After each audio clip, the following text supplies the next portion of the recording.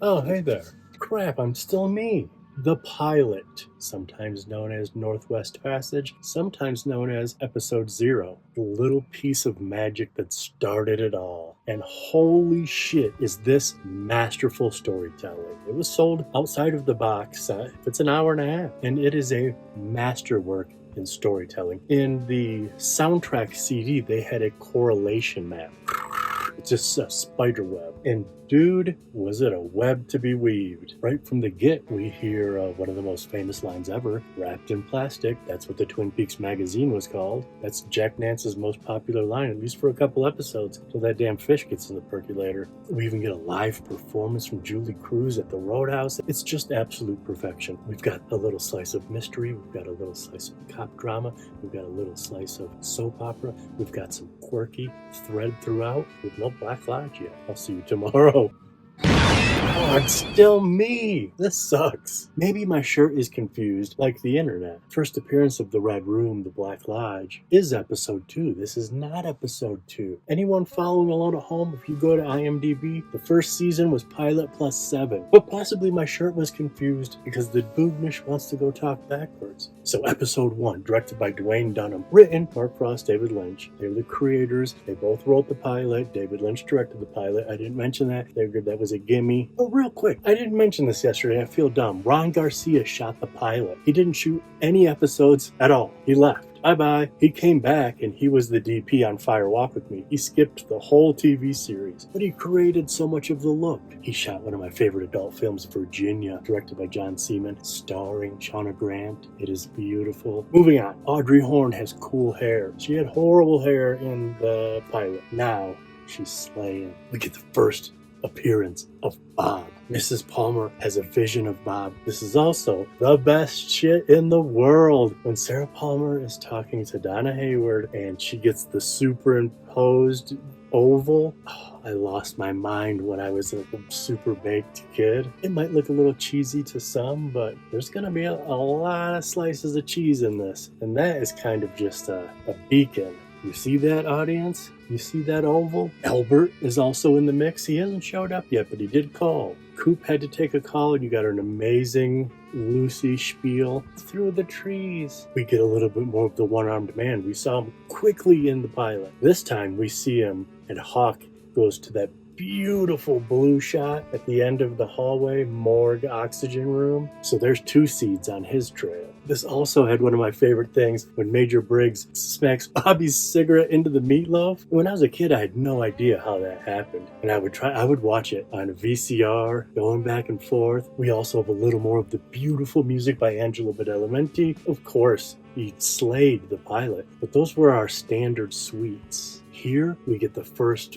time of Audrey's Dance and the first time of Freshly Squeezed. 2 amazing songs. Oh, and I'm doing this all from memory. I'm just watching the screen and talking to you. There's no research. If I don't know it, I won't say it. So maybe I'll even get stuff wrong. I did get something wrong. I said we're going to have to wait a couple episodes for the fish in the percolator yesterday during Wrapped in Plastic. And I was wrong. You didn't even have to wait any episode. It was the next episode. See? So I'll fall on my sword. Thanks for playing along. I did ask if anyone wanted to watch along. Oh, they do have names. Maybe I'll just put the names at the top instead of like the confusion of like, is this 1 or 2? This is Traces to Nowhere. But I know where we're going tomorrow. I promise you this time, the next time you see me, it won't be me. Okay, episode 2, Zen, or The Skill to Catch a Killer. Written by Mark Frost, David Lynch, directed by David Lynch. And it starts off pretty Lynch. The whole Horn family eating dinner until the door in the background opens up, cut in, Detroit's own David Patrick Kelly. Warriors. We find out that the brothers are Ben and Jerry. If you didn't already know by Harry S. Truman, where a lot of people have some goofy names. This is the infamous bread eating scene. It's amazing. If you think I don't have coffee, donuts, and cherry pies, you're out of your mind, because this is a ritual we're doing here. Don't you forget it. So the brothers, they're going to One-Eyed Jack's. face to see the new girl freshly scented from the perfume counter, and that's Connie Woods. Holy moly, what a performance. She stands in that door so nervous, kills it. We just saw her in the wonderful Night of the Living Babes. Check that out, she's in every single frame. But here's the deal, we already know Ronette Polanski worked at the perfume counter at Horn's department store. Lynch just dropped a little bit of seatage, but now we come back and this is the Tibet episode. Came to him from a dream. Brilliant filmmaking on Lynch's part. They are throwing rocks at nervous about meeting Jay tonight. Especially if you're new to this is a huge story, possibly to you, new to a new brain, and convoluted, like, whoa, there's so much. They say everybody's name, their relation to Laura. Lynch shows them on screen. We do it through 6 or 7 people. The rock, it hits Leo Johnson. This is kind of a Leo episode. We do see him go meet Mike and Bobby for the cocaine football. They talk about cheating a lot. Leo's like, my wife, Shelly Johnson, the hottest woman on earth, is cheating on me. And then we know Bobby Briggs is who she's cheating with. And Leo says, Laura was a wild girl. He says, tell me about it. And he goes, maybe someday. Oh! So they both have something on each other. Albert arrives. We get our first thumbs up. After Harry sticks up for himself, you're going to get a lot of those. But before that, Coop is warning Harry that Albert lacks in some of the social niceties. He goes, nobody's perfect. Isn't that the truth? Huh? And honks his nose. It's literally one of my favorite things in the entire series. Then Leland Palmer jazz dances with his daughter's senior picture, breaks it, he smears blood all over. What is going on in this house? And then 40 minutes in, we go to the Red Room for the first time ever. So beautiful. If you watch the international pilot, you've already seen this. That Gumulike is going to come back into style. Coop is talking forward. He's dreaming. They're backwards, he's forward. Now this was the first thing I ever saw in my entire life about Twin Peaks. I would have been in 9th grade, walking upstairs, and my mom goes, Jace, come here. And so I walked over to the sunroom, act sober. And I stood in that doorway until credits. I was blown away. Pretty crazy. One of my favorite episodes of all time. I talked as fast as I could. Do you think that works? Okay, episode 3 is called Rest in Pain. I'm still me. This was last month.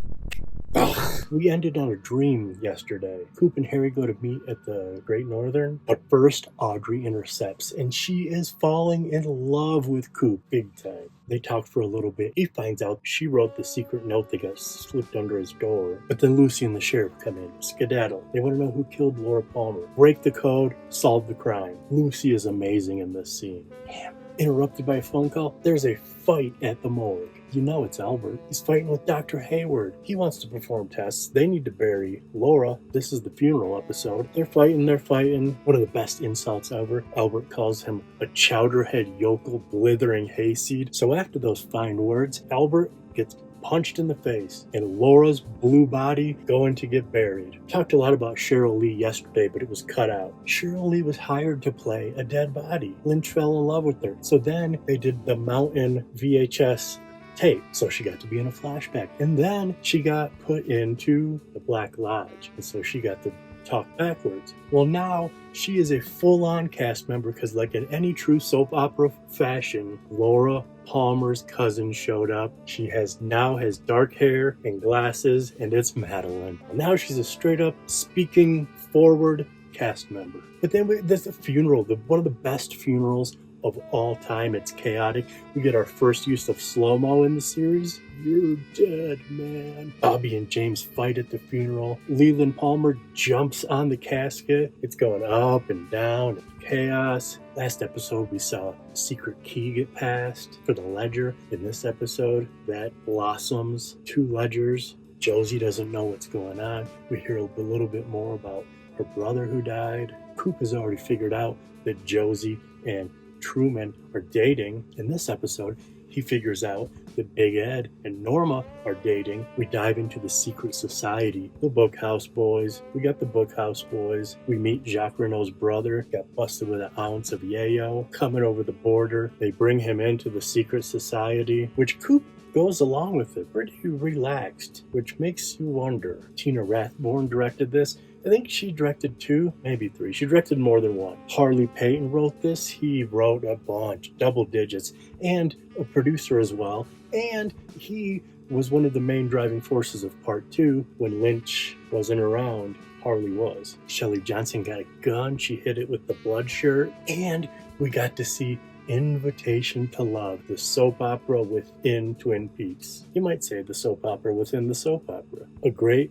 chaotic episode, expanding everything a little bit, but it's a lot, so it feels like chaos. Break the code, solve the crime. Episode 4, The One-Armed Man. Oh, hey, I'm me now. Next time you see me, it won't be me. You can watch this, all of season 1, all of season 2, all on Pluto for free. Oh man, we got canted angles in this one. We got our first crash zoom. Reverse Italian, it's not in. To an owl sound too. It goes, woo! We also have our first split diopter shot. Very Brian De Palma. That's because Tim Hunter directed this mug. Director of Tex, and of course, River's Edge. Robert Engels wrote this one, and we have A Search for the One-Armed Man. But first, Sketching Bob. The famous Bob, have you seen this man? Deputy Andy, he's the sketch artist. He's sketching a vision she had in her dream. Leland is disheveled and mean to his wife in front of everyone. That's not cool, bro. They go back to the police station. Coop looks at it. I knew it. This is the man I saw in my dream. Harry,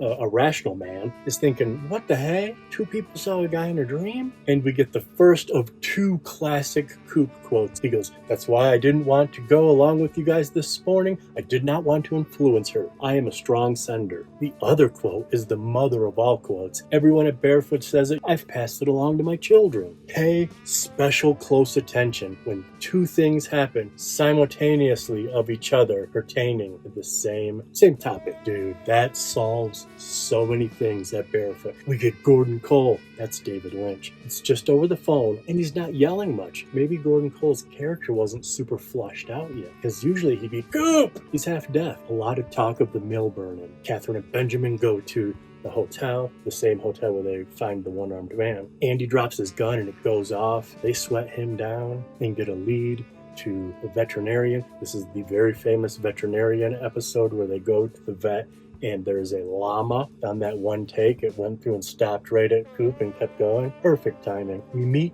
Hank Jennings, Norma Jennings' husband, who's in prison for manslaughter. Spoiler, he gets out. But back to burning the mill. We have a secret night meeting with Leo Johnson and Benjamin Horne. Leo's gonna burn that mill down. And he freaking killed Jacques Renault's brother, Bernie.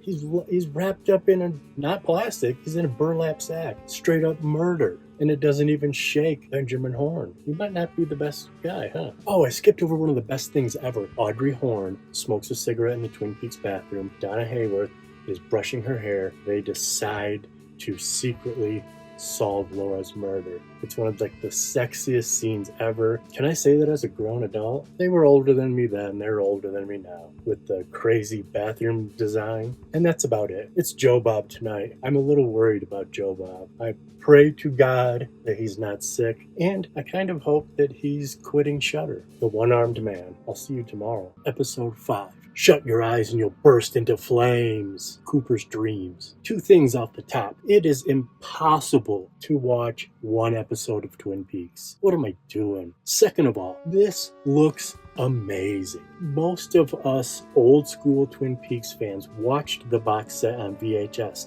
They were recorded in SLP mode. There's so much brown and red and amber in this, all bled into each other. There was no crisp lines. Leslie Linka Glatter directed this episode, and there's some shots of the forest where I can see every pine needle. You don't know how good you got it. She's one of my favorite non-Lynch directors. Mark Frost wrote this by himself. Also, I don't know if you know this, all of the Invitation to Love, every frame, written and directed by Mark Frost. Just thought you might need to know that. Leland tries to go back to work. He's a mess. They tell him to hit the road. Blood shirt is processed. It's not Laura's blood. It's Jacques Renault's. Flesh World is in this episode. We've had a peek of it. It's in this episode. They find Leo's truck in there and a cabin that they're gonna go find with red drapes. Andy drops by. Shelley Johnson's. They send his dumb ass on a wild goose chase, I guess you'd say. They're like, Leo? He's with Jacques Renault, which Andy calls Renault. Amazing. Audrey weasels her way into the perfume counter. Total power move. Donna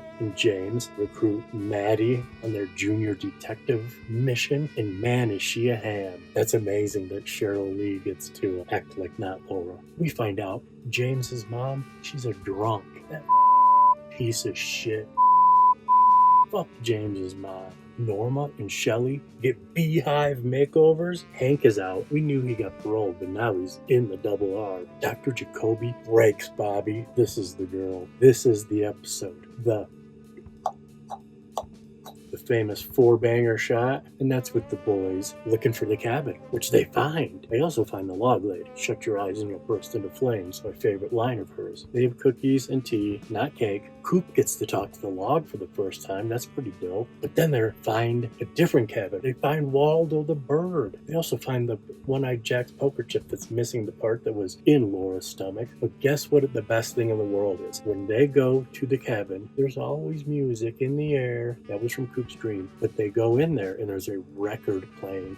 It's playing Into the Night by Julie Cruz. Do you know how cool that is? You probably do, but let me just break it down for you. There are two TwinPeaks soundtracks, television soundtrack and movie soundtrack. Julie Cruz is on both. Into the Night is her own album, which has Lynch's fingerprints all over it. That's just straight up from her album. Piper Laurie does the dance. Leland's flipping out. It makes Audrey cry. And then she wraps herself in a sheet and presents herself. Credits. And that's episode 6, realization time. You know what I realized? I didn't tell you that Shelley shot Leo yesterday. Diane, can we check the raw footage from yesterday, please? We open the same way we closed. Audrey wrapped like a bean burrito and Cooper saying, So Shelley shot Leo. Bobby Briggs comes over. She tells him the whole deal. She's freaking out. Little do they know, they're about to get assassinated by a one-armed sniper. Leo's fixing to take him out, but over the scanner, he hears that bird's talking. So he skedaddles. We find out, and this is good from a writing standpoint, Cooper hates birds. You can't be that perfect of a character. You have to have a flaw. Audrey, she's at the perfume counter. Horrible customer service. Even worse at spying. This is the first bad thing I've seen in Twin Peaks. And Caleb Deschanel made this. Damn you, Caleb. Audrey sneaks into the office, lights a cigarette. She goes into the closet, smokes a dango while she's spying. That's a flag on the play, but she finds out about the unicorn. It's kind of like your ticket into One-Eyed Jack's. She figures out how to get there and goes there. And this is I can tie a cherry stem in a knot with my tongue, which I hate to be a bummer. I don't think that's that cool. I think that's like virgin lore. That's like when a girl gets a tongue ring and the nerds are like, could you imagine? Yes, I can imagine. But she gets the gig. Actually, Cooper's there at the same time. She left. She put another note under his door. She's looking for Coop. She can't find him after the bean burrito incident. Now they're both in One-Eyed Jackson. They don't even know it. B-plot. Our little junior detectives found Laura's tape, and one's missing. They listen to it. It's Jacoby. They come up with a cockamamie plan. They make Maddie have blonde hair. She loses the glasses. She looks just like Laura Palmer. They go drop off a VHS tape. Nadine is sad. Every patent place is rejecting her. Silent drape runners. But like I said earlier, Caleb Deschanel directed this. Super award-winning DP. Father of Emily and Zoe Deschanel. Their mom, his wife, is in Twin Peaks, Mary Jo Deschanel. That is Donna Hayward's mom. Caleb, in the beginning of season 2, directed one of my favorite episodes. Leo kills Waldo in the famous blood across the donuts scene, which that's pretty gnarly. There's a whole new school of thought. Don't kill animals. Please, in real life, don't kill animals. Please, in movies, kill animals. Movies would suck if you listened to the sensitive. So the junior detectives are at the gazebo. It's all a ruse. They want to get him to go to Laura so they can go break into his office. Bobby Briggs is seeing the whole damn thing going down, and he puts cocaine in James Hurley's motorcycle. Easy Rider style. Tomorrow, season finale. Can you believe we just did season 1? Episode 7, The Last Evening. Written and directed by Mark Frost. Season finale. Back in the day, he didn't get enough credit. Thankfully today, I think he gets his flowers. He literally wrote the book on it. Okay, we start right where we left off. Fake Laura is with Jacoby at the gazebo. The other two are looking for the coconut. They find it. On this side, not good. Jacoby, right when he sees Madeline, unknown assailant, takes him out. He is cashed out. He looks up. There's a beautiful shot with all this foliage, trying to get someone's attention. Eventually, Mr. Frost goes into his eyeball. for a perfect match cut to a roulette wheel, One-Eyed Jacks, where Coop is still being an undercover dentist slash drug dealer. He hooks up with Jacques Renault, freaks him out at first, then they have a sit down. He tells him a bunch of Laura's last day, and we find out Waldo was also in love with Laura. Everyone loved Laura. They set up a drug deal at the water plant for later, but Nadine's at home ODing on pills. Thankfully, Big Ed gets home in time. He calls the hospital. Everyone's going to the hospital tonight. Leo goes and finds Shelly washing her hair in the sink, and he roughs her up and takes her to the mill. 1 hour detonation. She's going to burn with the mill. Jacques Renault at the water plant. It's a bust. They get him. They're putting him in the car. The last second. No, you shouldn't do this at home. Grabs the cop's gun, and he's going to kill Harry. He's got him dead to rights. All of a sudden, chest explodes. He gets shot by Andy, the guy who dropped his gun and had to be taught how to use his gun, and he just came through in a pinch. That makes for a great scene later. All the cops are pumping him up at the station house so Lucy can hear it. She's been weird to him for a couple days. She's preggers. Andy's the hero. She tells him she's pregnant, and he loses it. Not the best reaction, fellas. Leo goes and finds Bobby and just starts whooping his ass. Guess what happens at the 0 hour? Shot. Chest explodes. Bobby's like, what the? Get up. Sweet ass rack focus to Hank Jennings. That dude is up to no good, but in this case he saved Bobby. We have Pete and Catherine Martell. They're looking everywhere for 2 ledgers, life insurance policy, all that business. Catherine decides to go to the mill. She sees the detonator. She sees Shelly tied up, saves her with a hatchet. Back to One-Eyed Jacks. Audrey is officially the Queen of Diamonds. She is going to hump her dad, really. Jacques at the hospital. Leland Palmer. He thinks Jacques Renault killed his daughter. He fucking kills him. That is what you do if someone kills your daughter. It's like a rule. Meanwhile, James busted for that Easy Rider cocaine. Coop's like, it's been a long ass day. I'm going home. He orders some warm milk. He gets a knock on the door. Goes to the door. Pop, pop, pop. Shot. To be continued. Sweet ass cliffhanger. And that, my friends, is season 1 of Twin Peaks. Lambsy dotes and dozy dotes and little lambsy divey, a kiddly divey too, wouldn't you? Season 2, Twin Peaks. I'm back! Episode 8 in the series. When people think of Twin Peaks, this is what they think of. Story by Mark and David. Script by Mark Frost. Directed by David Lynch. Hour and a half, too. And we get a Mark Frost cameo. He's the newscaster. We pick up on the cliffhanger. We got the world's best room service. It's super Lynch. It breathes. It morphs. Coop is in and out of consciousness, or is he? He has a vision of a giant, takes his ring, gives him 3 pieces of advice, the smiling bag, the owls aren't what they seem, and without chemicals, he points. Hey, we should post the owls aren't what they seem supercut. Cops come, Coop goes to the hospital. We have one of the best exposition dumps of all time. Lucy brings Coop up to speed, rapid fires everything that happened last episode, and he's like, how long have I been out for? It's just been overnight. It's been the most action Twin Peaks has seen since some fire in the 50s. One of his bullets stopped a wood tick, and we get to see a cool, extreme close-up on a bullet. Leland's hair turned completely white. He sings that little ditty, Maresy Dotes and Dozy Dotes. He sings it to the whole family. Maddie has got some particles of Twin Peaks seeping into her pores. She is now being affected. Got her first weird dream, which really makes Aunt Sarah perk up. Then she gets her also first hallucination. She better watch her ass. Leland goes back to work singing the same old song, and it's one of the best scenes ever with Ben and Jerry. They don't even question him. They just see him coming in, and they join him in an amazing dance. Those two,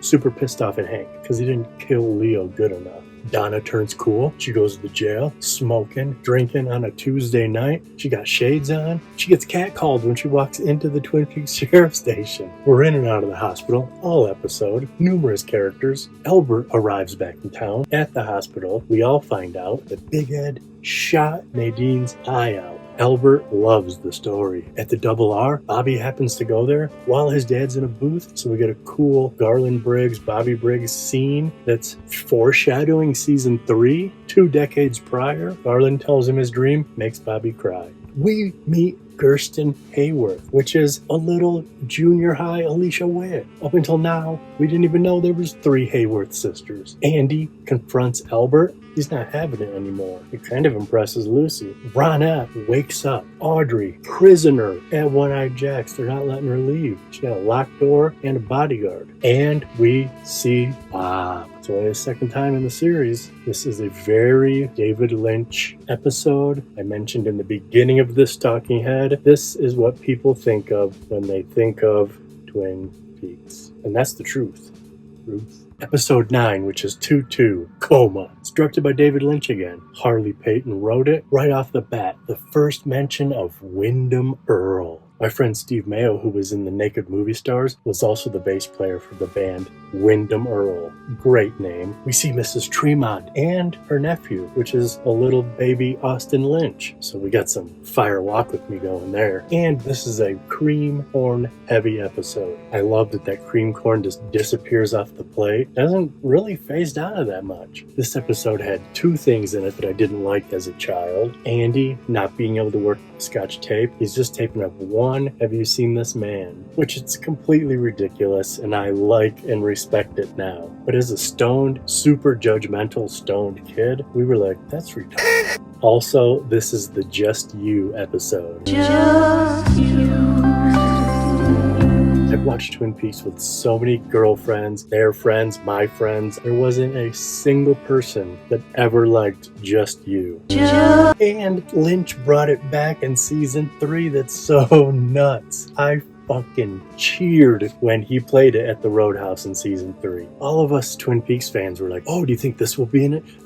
In a million years, I wouldn't have guessed Just You is coming back. It's the first time we see Bob in the real world, unless like the train car's the real world. It's a hallucination, so that's iffy anyway. But he's in the Palmer's home. That's what I mean by real world. This is the famous where he comes over the couch. Second hallucination in 2 days for Maddie. I guess it is season 2, episode 2. Major Briggs talks to the log lady. He actually talks to the log. She has to translate, deliver the message. Do you understand? I do. And he goes and tells Coop the owls are not what they seem. Came from space. So did Cooper. We meet Harold Smith, the shut-in. We kind of see his finger. He peeks out through the window. But we're introduced to him on the phone. Andy can't have kids. So that's why he's all confused about, if you're preggers, it's not mine. Audrey finds Emery doing some weird sex stuff. Vacuum cleaner, ice, nail polish, ropes. Ronette Pulaski wakes up, flips out when she sees Bob. But before that, we get the infamous I can't get the chairs down scene. It's so long and wonderful. I was just talking with Jennifer today about the sweeping the roadhouse in season 3 and the old man trying to hang up the phone last episode. Lynch just loves those long, let it breathe scenes. We find out that Hank Jennings grew up with Harry and used to be a bookhouse boy. And we end with Audrey calling up Cooper. It's a kind of an infuriating phone call too. Why wouldn't she be like, get your ass here, save me? But it's interrupted by Emery and Blackie. Episode 10. That's 2-3. The Man Behind the Glass. Another Leslie Linka Glatter, and it is filled with firsts. We've seen his fingers and heard his voice, but we get to meet Harold Smith, Jean Reno, the wonderful Michael Parks, Dick Tremaine, Jacoby's wife, and Blackie's sister. 5 new characters. Also, to you sharp, eagle-eyed folks, a couple new cops. Featured extras, regular extras, not featured extras. They would have a line to be a featured extra. But this is a straight-up season 2 jam-packed fun factory. The beginning of season 2, it's so strong. We open with Ronette. She got messed with. Someone tampered with her IV. She joined the Ladies with the Letters Under Your Fingernail Club. I forgot to tell you yesterday, Leland saw the Bob poster and freaked out. I know him. But that was then. This is now. Now, he goes to talk to the local law enforcement to tell them, I know this guy. He flicked matches at me. So Hawk's on the case for that. Coop comes clean. He tells Truman and Albert, I saw a giant. 3 clues, whole deal. Harry, Albert, round 2. They're fighting. Almost. This is the wonderful, I tend to live my life in the ways of Gandhi and King speech. It's a wonderful speech, and it ends with Albert declaring, "I love you, Sheriff Truman." Albert's path is a strange and difficult one. Oh, and speaking of, Donna says Mr. Smith is an oddball, but everyone's an oddball if you look close enough, and she says that at Laura's grave. She goes to yell at Laura. We got forced heroin and VHS. Donna busts Maddie and James. Once holding hands at the double R, once smooching. She storms out and goes to Harold Smith's. But prior to that, Nadine is a maniac. She's got so much adrenaline flowing through her. She's ripping straps. Big Ed sings a song to her. While she's chained up, she busts out. She hurts his hand. She comes to.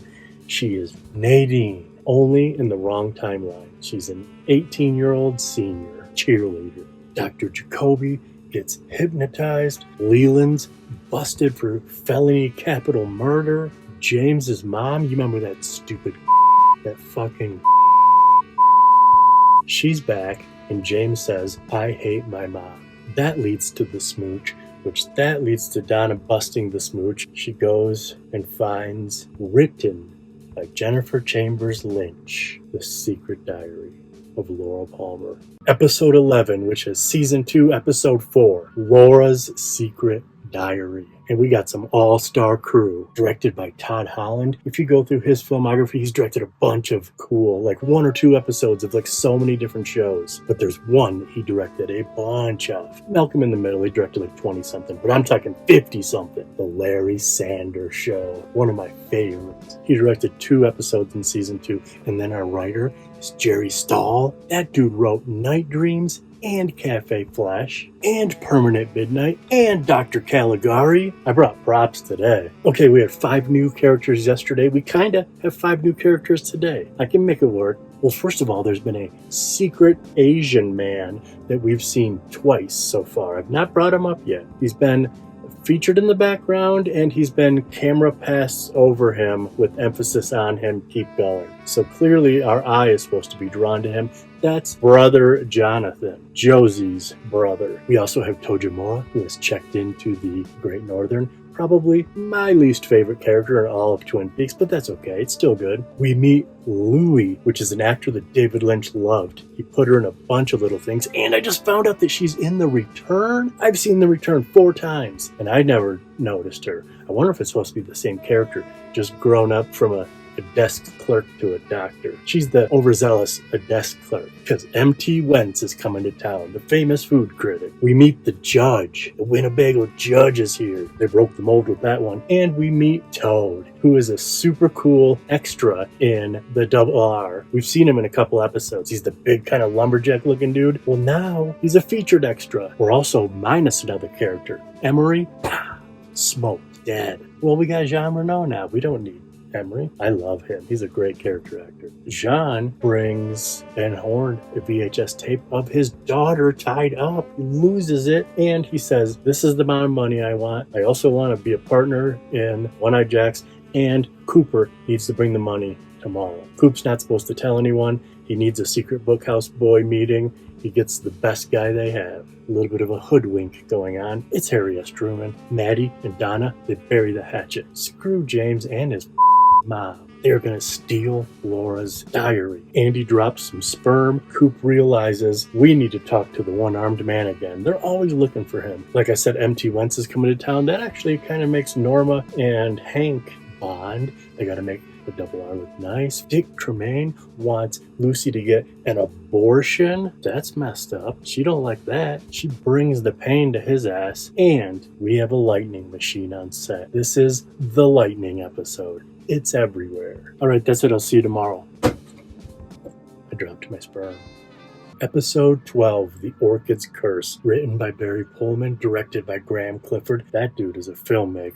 I have like 6 movies with his name on him. He was an editor. First 3 films he ever worked on, all Robert Altman. Then he moved on to Nicholas Roeg, and he cut the Rocky Horror Picture Show. Masterful fella. Made one mistake. We'll get to it. We open with Coop. Upside down Coop. He finally sees the letter. Remember when the giant came and told him 3 clues? Well, he actually came back that night and said, "You forgot something." That finally comes to fruition today. Upside down Coop sees Audrey's note.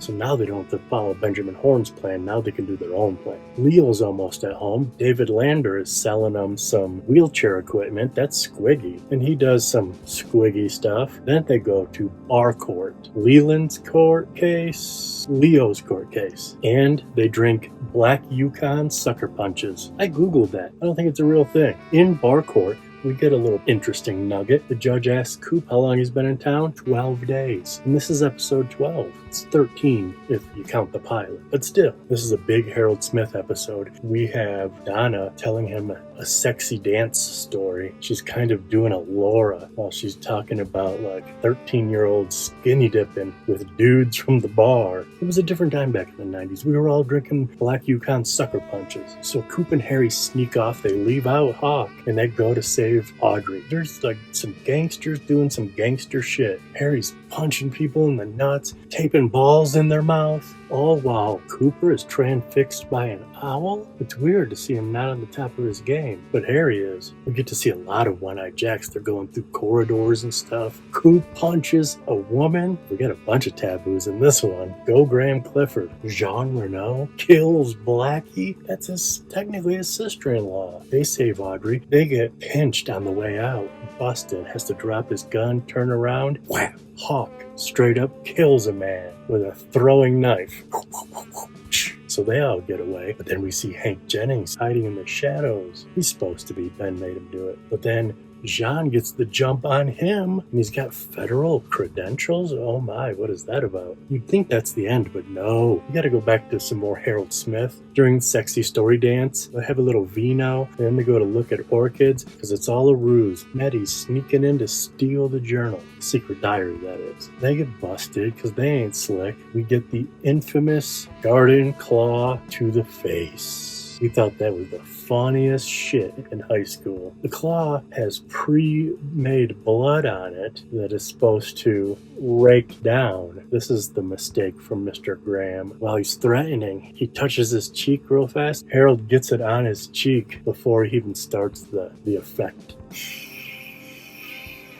Episode 13, Demons. Harley Payton, Robert Engels, they wrote it together. Leslie Linka Glatter, her third time in the director's chair. We open back at Harold Smith's. He's still flipping out from his thing. Girls are freaked out. They're trying to get the journal. It's not working. They kind of got it. It's not working more. James Hurley busts in, saves the day. They don't get the journal. And then one of the funniest things happen. They go outside. He says, after Laura died, everything went by so fast. Bitch, what are you talking about? It's been a week and a half. Smash cut to Heroin Audrey. They find out that she is, in fact, Heroin Audrey, missed an overdose by this much. His words. But you want to know the main thing about demons? Two biggies. First of all, Gordon Cole, Coop's boss, the head of the FBI.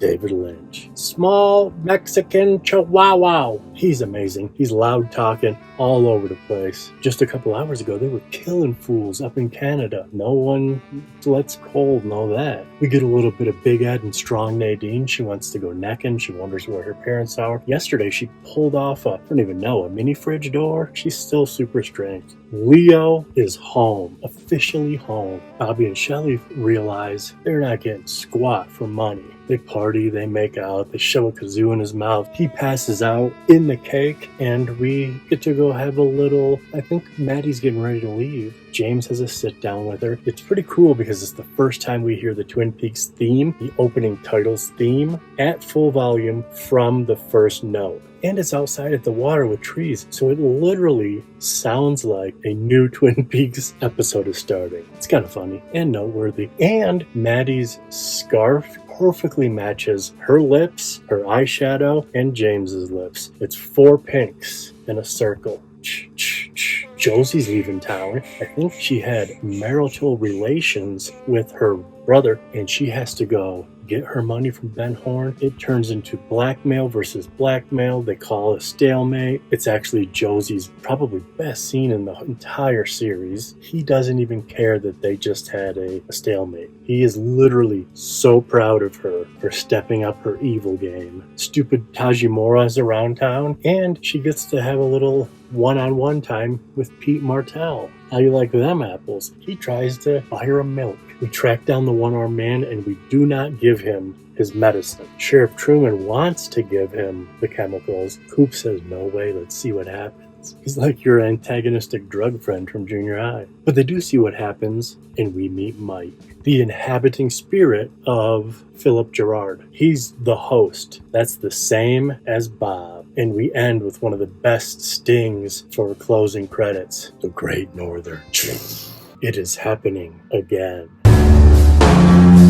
Episode 14, Lonely Souls. Kind of the beginning of a trilogy. I've never heard anyone say that before, but I'm going with it. David Lynch, Caleb Deschanel, Tim Hunter, 14, 15, 16. It is a powerhouse before we go off into Bonkersville. Written by Mark Frost, directed by David Lynch. If you're watching this on YouTube, too bad, but I am going to re-release my old TwinPeaks supercut. It's only on Twitter. It'll stay on Instagram, Facebook, iffy, but there is so much footage from this episode in that. This is the crying episode. This is the spotlight episode. This is the double Mike and Bobby episode. We open with Lynch and the boys. He's taking off. They're going to the Great Northern with a bunch of sailors bouncing balls. They got the one-armed man. He's going to see if he picks up on any vibes. And he does. Ben Horn. Then Harold Smith kills himself. I am a lonely soul. That's his note. A lesser man than myself would say suicide. But he committed suicide. So he's done for. So's Tojimura, thank God. Leo speaks.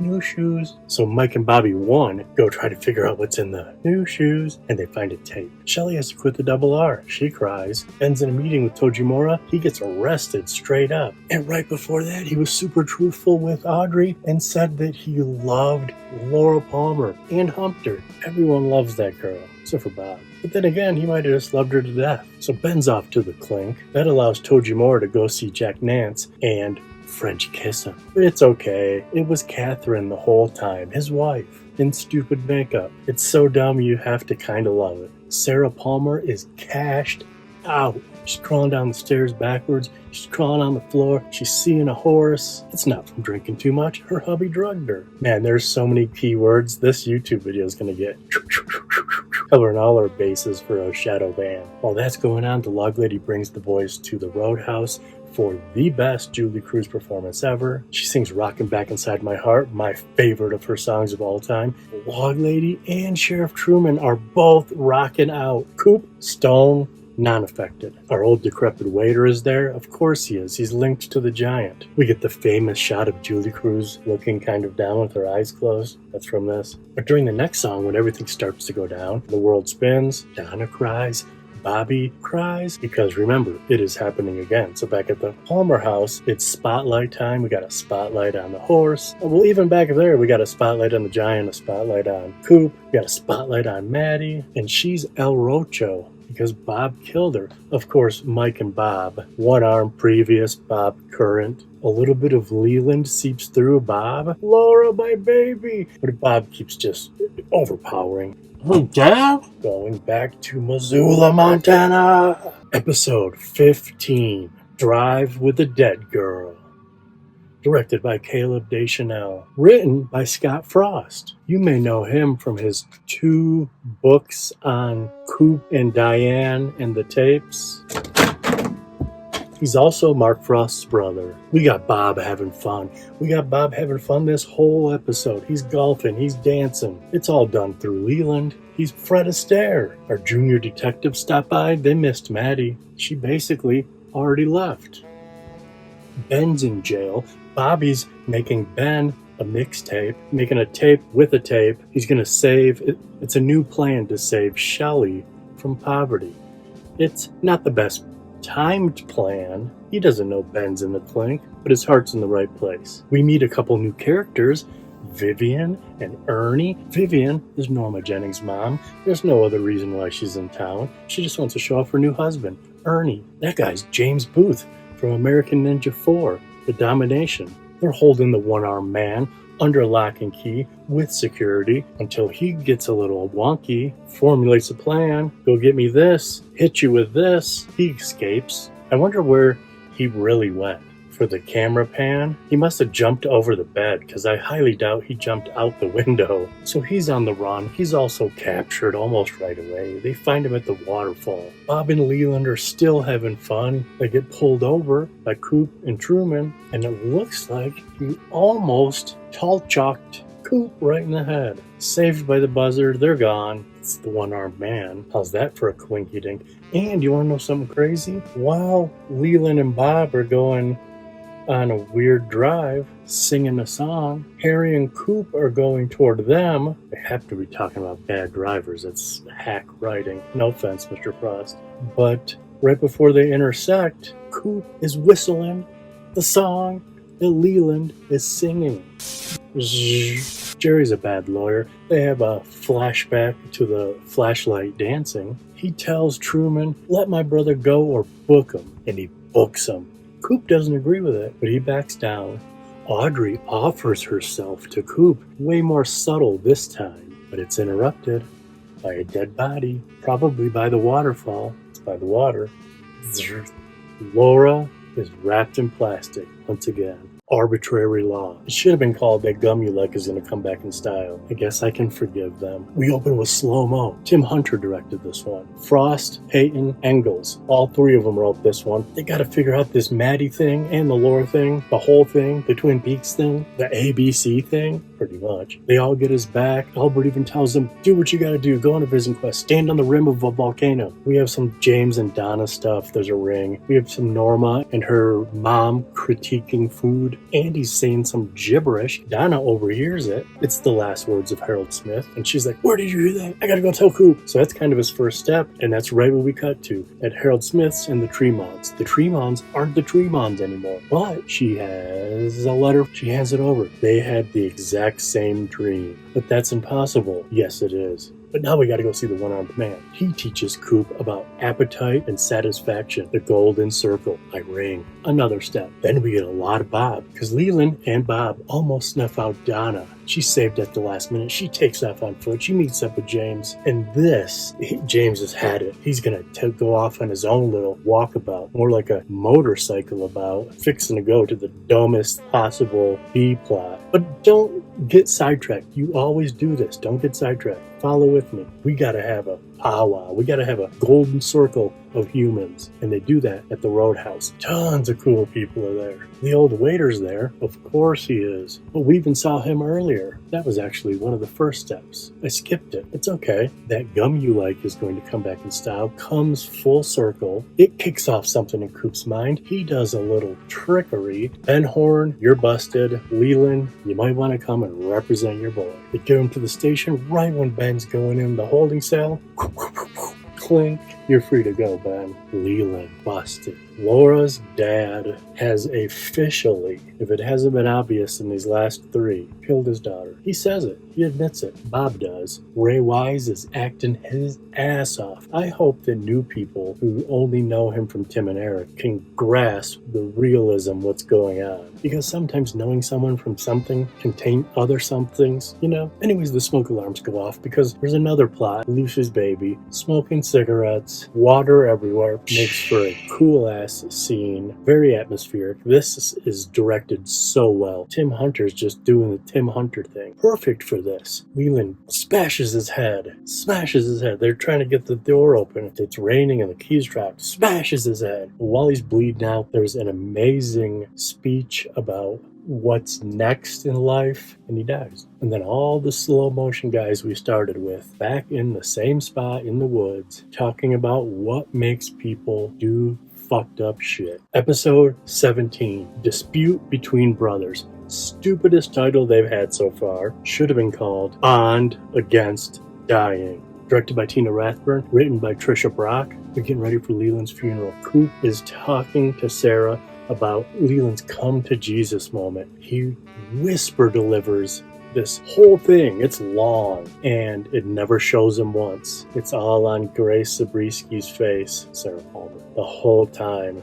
It's beautiful. It's the best part of this whole movie, besides Bond Against Dying. We don't see the funeral, we do see the wake, which has those two old brothers arguing. It's ham-fisted and wiggity whack. Most people would say the best thing about that is Nadine, when she thinks boys are looking up her dress with her reflective shoes. It is pretty funny. But I say the star of that scene, two things. First, the subtlety of Donna Hayward. The way she looks at Nadine and then Big Ed during the mirror shoes thing. And then the way she grabs a plate of food from the brothers bickering. Very subtle touches. I'm liking Donna Hayward a lot on this pass. She was kind of overlooked in the past. Never really liked her, never really hated her. She was kind of in the middle, which that's kind of a bummer spot to be. But at this wake, Sarah Palmer talks about a sleepover that Laura and Donna had. I remember they stayed up all night and they made a bond against dying. Long and drawn out. They made a bond against dying. I might just jack that title. Nadine goes to school. They let her in. She went to cheerleader tryouts. They kind of scoffed at first, but then she threw a boy through the air. And that was some weird Tina directing. When she went to grab him, they took the footage and reversed it, paused it, reversed it, paused it, and then threw it.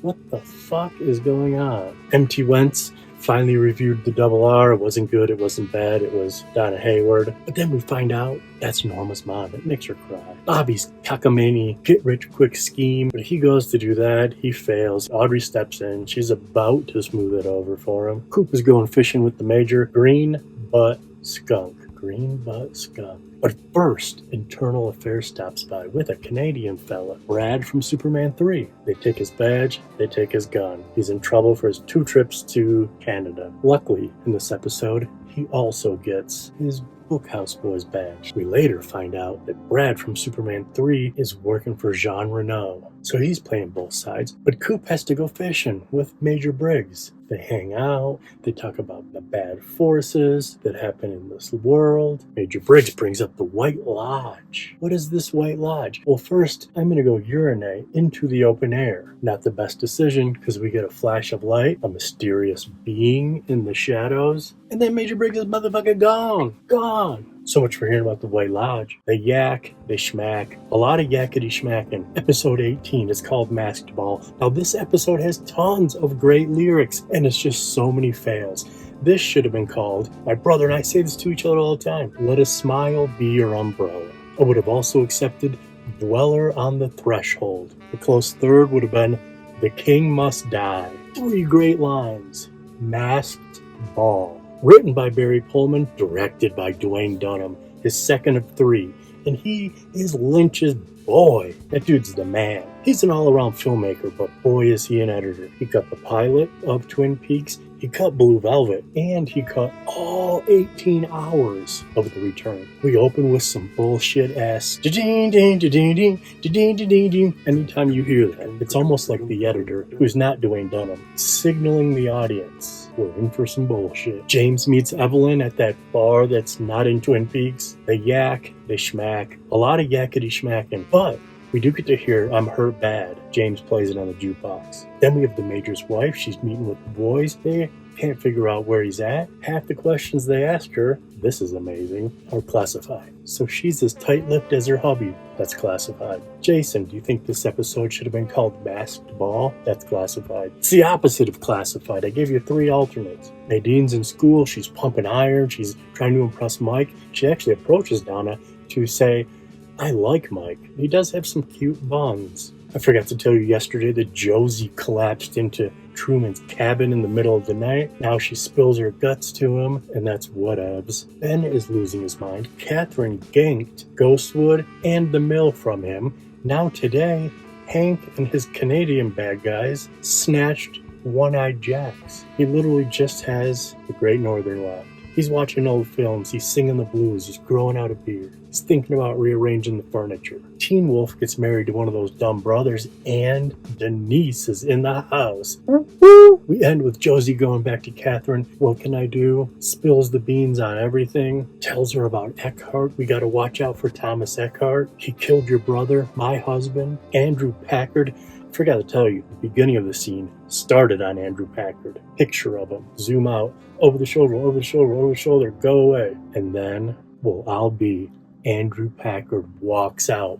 Cane old soap opera style, big time. The right before they cut to his picture and did the final scene, prior scene should have been someone watching an episode of Invitation to Love. That would have been like calling your shot, maybe a little too on the nose, but it's so soap opera that you could have forgiven whatever was on your nose. Episode 19, The Black Widow. Written by Peyton and Engels, and it's a good one. It's a comedy one. Directed by Caleb Deschanel, his last 07. Thank you for your service. Bobby finally gets his job from Ben. Crazy Ben. He's on assignment. Teen Witch kills her husband. Sorry that I called her Teen Wolf yesterday. One of 3 mistakes. Or were they? That's Robin Lively. She plays Lena. Coop is looking for properties. It's up to 2. Coin toss. It lands on this weird one. What is this? It's Dead Dog Farm. Coop loves it. He wants to see it. They go to see it. James is with that lady. We meet her brother, the chauffeur driver. He's talking in code. I love one of his lines though. That's the thing about things. Teen Witch has mesmerized every guy in the world, and like I said up front, this is the comedy episode. It starts with Hawk. Are you the sheriff? No, but I'm the man, when some big's going down, and then Andy opens the door and he falls in. He's trying to oppress her. We get the amazing Black Indian speech from our wrestling coach. Nadine has joined wrestling. She manhandles Mike. I'm not going to give the joke away, but it's awesome. It's about a racist guy who didn't want a black guy on his team. Nadine wasted Mike, hobbles up to Donna. What happened to you? I got beat up by a girl. There's a couple examples of jokes. Josie Packard is the maid now. I like her messy maid hair. Bobby did his deed for Ben, took these photos, turned them in. Audrey stole them, brought them to Coop. It's going to save his butt. Denise stops by, sees Coop with this young vixen. She kisses him, and she's so excited that they allow women into the bureau. My favorite joke of the whole thing is Denise is like, ooh, she's a little young, isn't she? I didn't think that you would still like the ladies. I might be wearing a dress, but I still put my panties on one leg at a time. You know what I mean? Coop's response? Not really. This is the return of the lightning machine. Caleb Deschanel signing off 3 scenes in a row. Ernie got busted. I forgot to tell you that. Part of the dead dog cocaine photos. Denise brings him in. They're sweating him down. Major lightning machine. They're going to set up a buy with him. We cut to, on lightning flash, back to James. He's listening to the wife getting beat. Hit her once for me. Oh, you can't make jokes like that nowadays, can you? Then the third scene, Bobby Briggs. Betty Briggs is sitting alone in her house. She's sad. Major Briggs is still gone. Bobby gets a chance to rehash that chance meeting that they had at the Double R. She likes the story. Blackout. Still lightning machine. And in the blackout, Briggs is back, dressed like the Red Baron. Bobby, put that cigarette out. Make me a drink. A strong one. She goes and hugs him. Are you all right? His answer, no, dear. Not really. Episode 20, Checkmate. Todd Holland's final episode. We open with 90s graphics, VFX. Garland is sitting in a dreamscape as he recalls what happened to him. He's got the 3 triangle tattoo now. He really only remembers an owl. Ernie's getting prepped for his sting. Andy and Dick are doing that stupid orphanage shit. Shelly's bummed. Bobby's pumped. He's going to work for Ben. James phones home for the last $12 that are in his bank account. Big Ed passes a note to Norma. We need to talk. Ben's playing his war games. Audrey is worried about him. Coop gets deputized. Dick and Anthony with the orphanage stuff. Sub Rosa actually break in. They tell this family the kid died. Dead tired. I think Big Ed and Norma hump. Her 3-3 Domino's husband doesn't like that. Punches him a couple times. Nadine comes in and whoops his ass. We gotta go do that cocaine buy. He sweats through his shirt, steams it up. He's busted as a narc. Coop goes in. It goes into probably the best thing of this episode, besides the opening shot. Him and John have this big talk. Well, Coop's just listening. He looks cool with a cut underneath his eye. And he tells him, this used to be a simple place before you got here. And after you've been here, simple dreams become nightmares. This is called Checkmate. There's a chess motif. Last couple episodes. Checkmate is a fucking stupid title. What about the motif? There is no checkmate. We're in like the opening 4 moves. Simple dreams become nightmares. New name, I call it. Denise became Dennis. Now Dennis is back to Denise in a double R uniform, pulling some okey doke. And before you let the okey doke, you gotta let the pistol smoke on the leg. Pop kills Jean Renault. Peace, buddy. And then there's a power outage. They find out when they get back to the station after all that hoopla. They sense something's off. Coop goes and checks in this room. Dead guy. Wire wrapped hand to this move. And that was episode 20. Simple dreams become nightmares. Episode 21, double play. Uli Edel, he directed Last Exit to Brooklyn though, so he's in my cool book for life. We pick right up with the aftermath of Wyndham Earle's pointing. His mind is like a diamond. We find more about Caroline. She was a material witness. Wyndham Earle was his partner. We did not know until now. Caroline was Wyndham Earle's wife. Bad Coop. Andy can't work rubber gloves just like he can't work scotch tape. Heaven awakened Leo. He's up. He's mad. He's whooping Shelly's ass. This is coma Leo. He should be weak as hell. Bobby comes by. Varsity athlete comes through and Leo's beating him up. He's like reverse coma Leo. But don't worry, Shelly stabs him in the leg and he runs off into the night.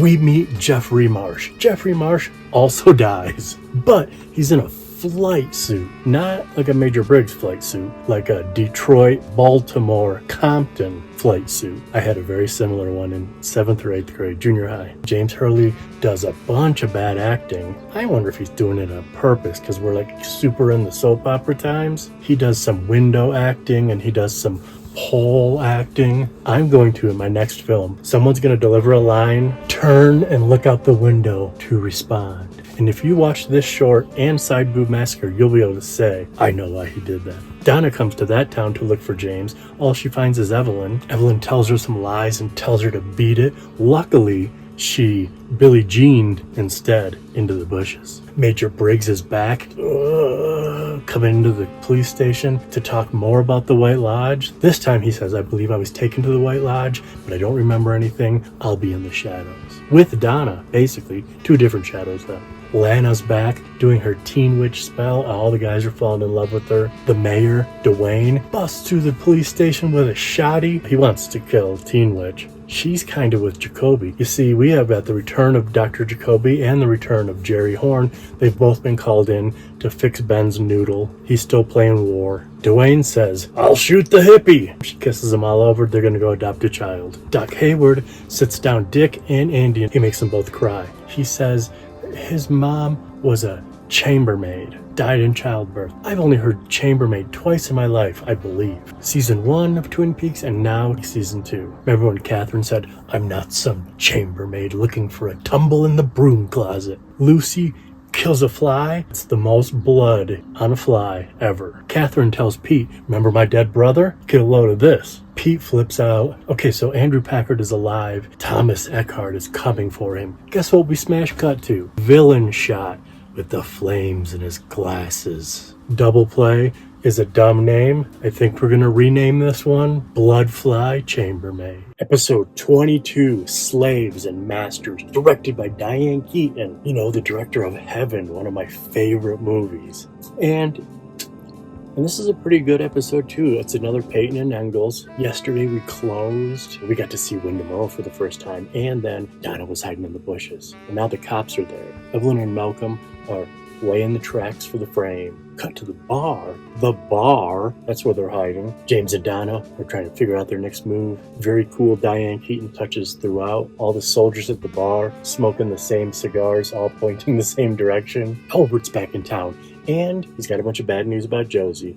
But he does probably one of the first on-screen imitations of David Lynch. He comes in to also tell him a bunch of Wyndham Earle news. But he says, Gordon says, and I quote, I'm worried about Coop. So no more guesswork. Hank and Norma humped. Nadine comes in from almost winning a wrestling tournament, jumps right in bed with him, professes her love for Mike, and says, I'm cool with this. Kind of freaks out Norma. I don't know why she had a bra on. She had covers up to here. There should have been no bra straps, but that's okay. Josie is full on maid, slave. Thomas Eckhart calls her, flat out just calls her. Pete comes in with a comedy routine with all this laundry. Coop happens to have a little baggie of tweezers in his pocket after he helps Pete paprika goulash. plops it down, and then realizes that code. Lucky I've got this stuff. Takes a little sample.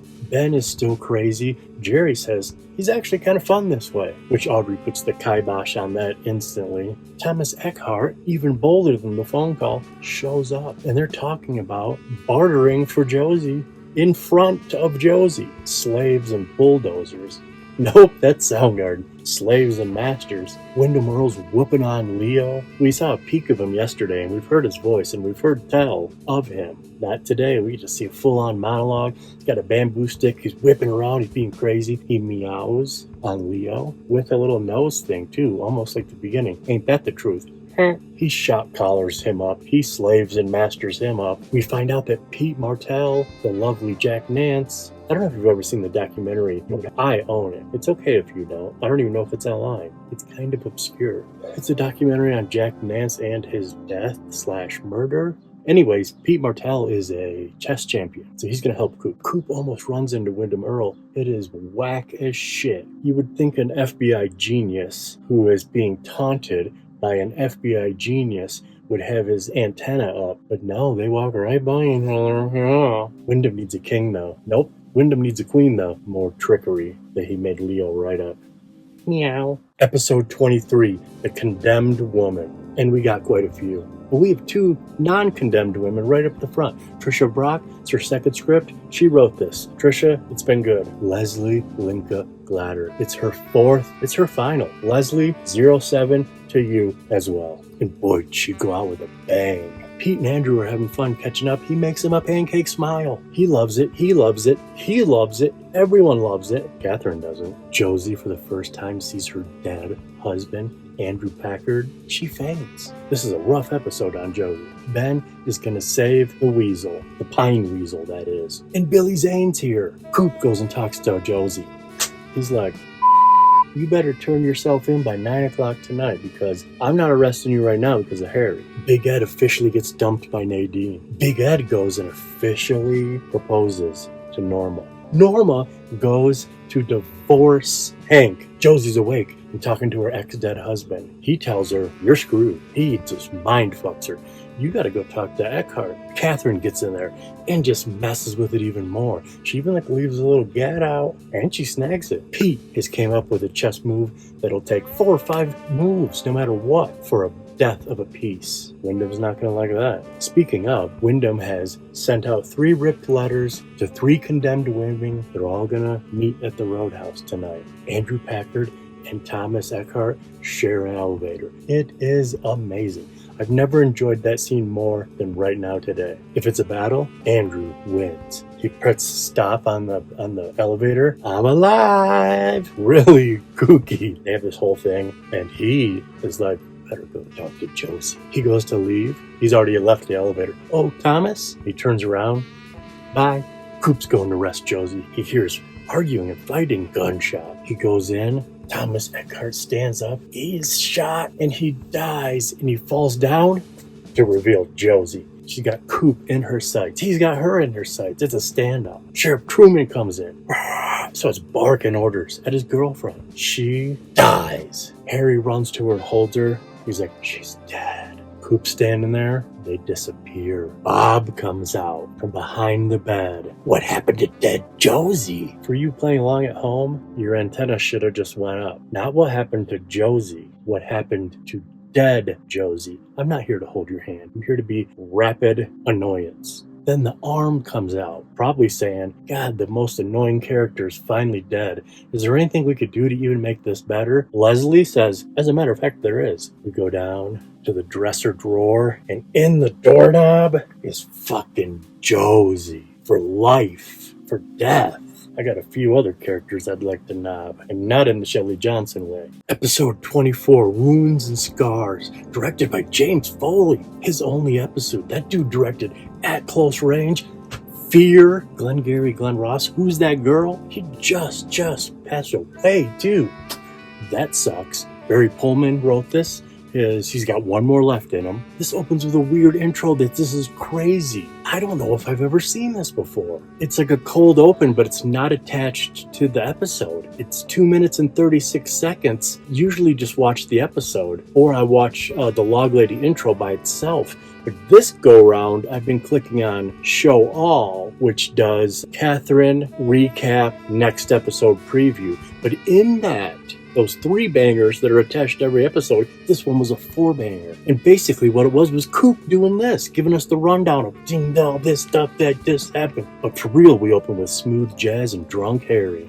We're going to go back to that numerous times. Wyndham gets his chest move. He's pissed. I told you he'd be pissed. This isn't a move. This is a trick. It's Leo, just for the fun of it. Heather Graham comes to town. That's pretty cool. Josie's autopsy. They don't know how she died, but she weighed 65 pounds at death. How's that possible? I don't know. Wyndham Earl comes in with 2 disguises. The first one's okay. Tricks Donna. Acts like he's her dad's store mate. Leaves him with a chest move. We get 2 TwinPeaks tattoos. Not that one. We got the 3 triangles on the Major's back of his neck. We have a different set of triangles on the back of the Log Lady's leg. He puts them on the chalkboard. They mean something, but no one knows what. Nadine is breaking up with Ed with Jacoby. They're trying to let her know this is more than a breakup.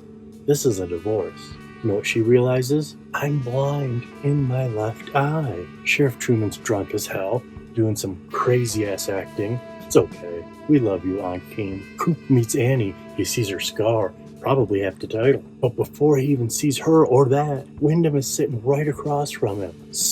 I'm so offended. One of my favorite characters of all time is Federal Bureau of Investigation Special Agent Dale Cooper, full name. And that's not my Coop. That's like Coop. At least put Annie out there first. How's Annie? Then you could have at least, story-wise, have said, oh, he's blinded by the light. Nadine and Mike try to sneak into the Great Northern. She smashes the bell. And at the very end, we go back to Harry. He's drunk as hell. He's being guarded by his homie. Someone knocks him out. It's Eckhart's sexy assistant. She takes down her hair and takes off her drawers. Gets into bed with Harry. And that's how it ends. It looks like she's a rapper. I can't read that copy. Can you expand that? A rapper? I guess that's what the teleprompter says. I guess she's a rapper. Episode 25, On the Wings of Love. Directed by Dwayne Dunham. He has one left in him too. We open right where we cut off with the rapper. I think that's only supposed to be 1P. And she's got something in her stocking. She rubs it on Harry's sleeping lips. She rubs it on her waking lips. They kiss. He hallucinates of Josie. And she strangles him, but one thumb. The old one thumb. And then he just beats her ass. And then he finds out it's a woman. He's like, whoa. They go back to the station house. He's hungover. He's like, whoa. And then Coop is like, sexual jealousy. We got a lot of David Lynch this episode. It's a double-double. We not only get a double thumbs up, we get 2 double thumbs ups. And one of those is Coop is back on the force, the federal force. Harry S. Truman got one last present from Josie. It's a bonsai tree. Really, it's a microbug from Wyndham. But they're going to get him, but now he knows all of their plans. Pursue, capture, incarcerate. Donna's spying on her mom. Her mom's hanging out with Ben like all the time. She even got a flower delivery. Doc Hayward plays it off legit. Not legit enough. She knows. But while stewing and spying, she gets a postcard from James. She reads that postcard, and we hear it in James's voice. Not only James's voice, but Just You starts playing. Instrumental, but still. Leo and Wyndham are doing the cards thing. They cut out the queens and the king, and he's got all those little cards. It's just all prep work for Miss Twin Peaks. This is a fallen in love episode. Audrey is falling in love with Billy Zane. They're talking about hammers and nails and flights and sunsets. But at the double R, Coop is painfully falling for how's Annie? Shelley's like, oh, look over them. And Harry's like, look at them. But the monster of all fallen loves, Gordon Cole meets Shelley Johnson. And he can hear her. But before he knows that, who is that? Shelley Johnson! And her face one day is priceless. He doesn't have to continue on with the loudness because he can hear her completely regular. Coop has been doodling the triangles into one thing. Oh yeah, that's from Owl Cave. Well, you gotta go to Owl Cave. They go there, there's owls. Andy hits the mark, some stuff happens. They get the pole with my tattoo. Then they just leave. That's what they refer to around the border of here as Odale Chingavato Way. What gives? So they bounce. Wyndham shows right up. He knows what to do. He sees the tattoo. He notices that there's an upside down image up there. So he matches it. And then a whole lot of shaking going on. Shit's falling. Credits. Variations on Relations. Probably one of my favorite titles. Episode 26. Jonathan Sanger directed it. It says one and done. Sorry, I don't have time for shenanigans today.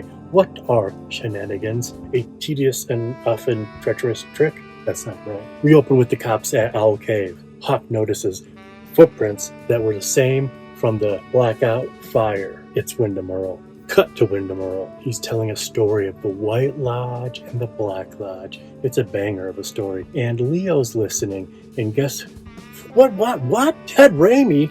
Ted Raimi's also listening to the story. I forgot to tell you, Catherine got a puzzle box from Eckhart. She can't figure it out. Pete's trying. He can't figure it out. Miss Twin Peaks is going on. It's going on a lot in this episode. Coop asks Annie on a date. He gets a tingling sensation in his toes and his stomach. He's getting ready to bounce. Shelley happens to say a poem out loud. He's like, "Where'd you get that?" And she goes, "Oh, it's just part of a poem I got." She happens to have it on her. She shows it to him. "What's this?" "Oh, it's a 3-stripped poem. Audrey and Donna have the other halves. I need those. I need this. I need those." He goes back to the station house. Major Briggs is there. They find out the poem written by Leo Johnson. They talk about owl stuff with Briggs. He says, after one of the coolest graphics ever, "I will help." The graphic is like a Grim Reaper, inverted hieroglyphs, space, owls. Back to Ted Raimi. This time he's drunk and in a pond, and Leo's, he can't use his arms, but he's feeding him booze. Wyndham's like, "Screw this. Shock you, shoot you, dead." Ben gives a talk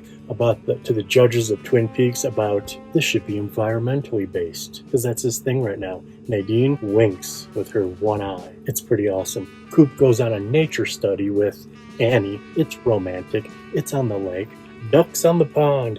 They kiss. Wyndham sees it. Donna has dinner with her folks. She brings up the going-ons of Ben and his roses. Dick has a wine tasting contest.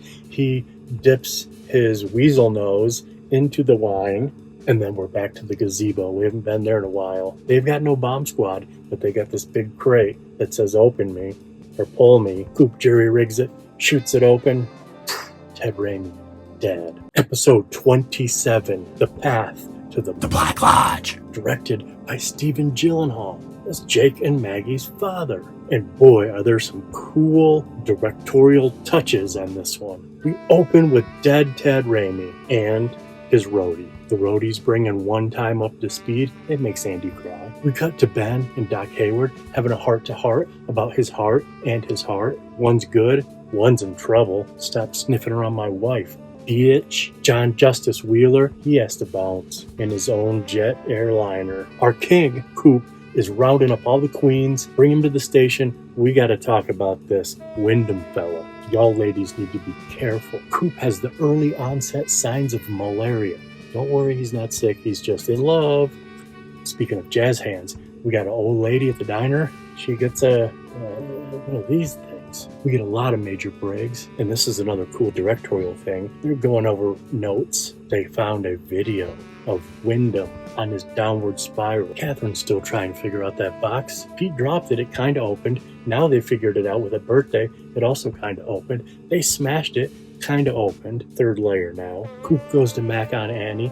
They're kissing. A whole bus bin just falls and breaks. We get to see really slow motion maple syrup just dripping. Good job, Steven. Major Briggs goes on a walk. Wyndham catches him with the old me and Leo in a horse tricking him in the woods.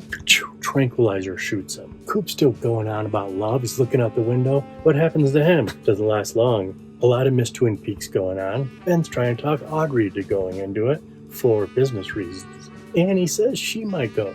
They actually go to a celebrated little dance, and right when she says she's going to enter it, the giant appears. Audrey's a virgin. Not anymore. Her Aunt Pete drives her out to go do the wild thing on his private jet. While that's happening, guess what happens to Pete? Episode 27, or episode 20 of season 2, we end with a lot of airy, breezy, open, empty shots. We cut to some interiors. Now we're interior. Phones are ringing. It's just really breathing. Oh, from the horse move, tied him up, spin him around, give him truth serum. He talks about the path to opening the Black Lodge. And after all that airy, breezy exteriors and interiors, we cut to what one might refer to as, oh, that was cool timing, the path to the Black Lodge. We see Bob's hand come out, and then he is out. And in the ring of these little painted rock tar circle, we see a reflection of the Red Room, aka the Black Lodge. Curtains.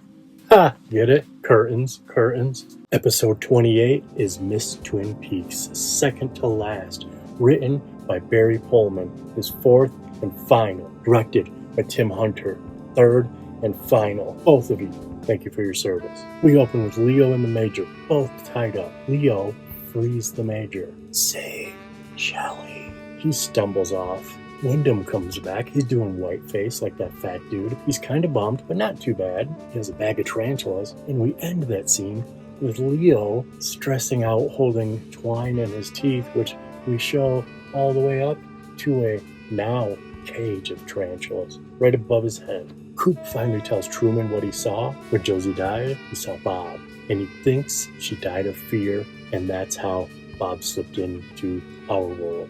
Fear. Pinkle's got his third job. Pinkle Squiggy. He's the choreographer of Miss Twin Peaks. They're doing rehearsals. Hawk finds Briggs stumbling through the forest. Coop humps Annie marital-wise. And Alana gave a handy to Dick Tremaine. Hey, I've done the same thing with Elena. Langla de Langla, what up, girl? They go back to the station house. Andy's fixated on that map. Well, no, it's not a map yet. Well, it is to Wyndham. Agent Cooper. Agent Cooper. No one will listen to him. He even knocks over the bonsai plant. Breaks. They find the microphone. This bonsai's not from Josie. But right before that, while they're talking to the Major, he says, "Save the Queen. Love and fear open the door." And Cooper, fear and love? Two lodges, white and black? What if fear opens one and love opens the other? And then he provides the worst line of dialogue in all of these fine Twin Peaks episodes. After he says all that, which is clear, he's already said, I think fear opens the Black Lodge, like 4 scenes prior to this. He gives that whole spiel. Two, fear, love. Sheriff Truman's like, huh? And he goes, I don't know, it's just something that just occurred to me now. Like, what in the fuck? Someone needs to George Lucas that last line out of that scene. Miss Twin Peaks. We got singing, we got dancing, we got speeches. Everyone's doing their thing. There's 2 log ladies. That's weird. The butch one knocks out Bobby Briggs. The festivities go on. Annie wins. You can tell Coop is weirded out about that. The lights go out. Strobe lights come on. Smoke bombs go off. Flash bombs go off. A weighted bag of sand falls on Nadine's head. Everything's over. Annie's gone. That second log lady was Wyndham Earle in his best disguise yet. Andy finally gets to Coop and says, I know what that is. It's the map.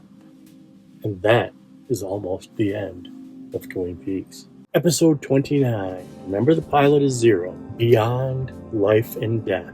Mark Frost wrote this with Peyton and Engels. It is a well-known fact that Lynch didn't pay much attention to it. I bet you anything, he shot 20 pages. There's some stuff in here. We open with Lucy and Andy recapping the previous day, all done in a oneer. Law enforcement's trying to figure out what's going on. They're fixated on the map. Ronette Polanski comes in.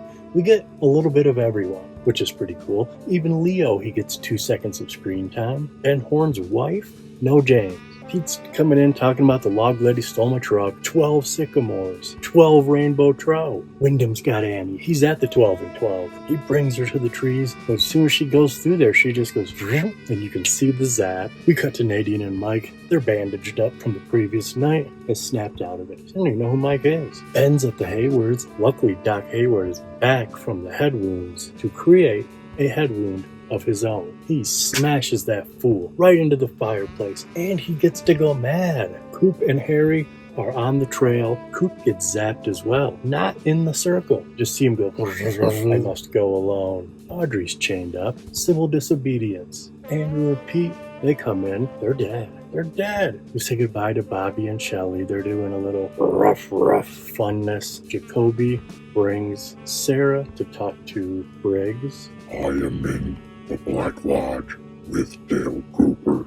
Anyways, we're in the Black Lodge. People are there, people are not there, people are disappearing, dissolves, hard cuts. Annie's there. No, it's Caroline. It's a mishmash of the two. At one point, Coop's having a face-to-face, and it goes, Annie, Caroline, Laura, Wyndham. Wyndham wants Dale's soul. That may or may not be in accordance to Black Lodge rule, lore, law. Bob says it's no good, but it's hard to trust bad guys, because we saw the flames. Either way, wow, steals Wyndham's soul. And while that's going on, a lot of Twin Peaks iconic imagery. Now there's two Coops. Doppelganger. He's kind of chasing around him for a while. He does stop at one point to look directly at us at home, the viewers. Two Coopers, two Chalfonts. But then no one's there.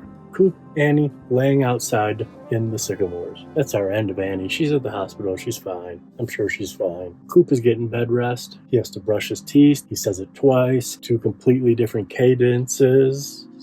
Then he headbutts the mirror. He headbutts Bob, headbutts himself. Credits. That's the freeze frame. And that's it. The best TV show of all time. I wish I could keep going, but March is done. I know 5 people watched along with me that I know of. There could be more, so that's pretty cool. Maybe I'll make one more, like an April Fool's Day bonus episode. My log has a message for you. Twin Peaks March Extended. We open in the Black Lodge. I will see you again in 25 years. What filmmaker in the history of the world has Babe Ruthed his shot? Peace. I'll be back in 25 years. They say that wasn't the plan.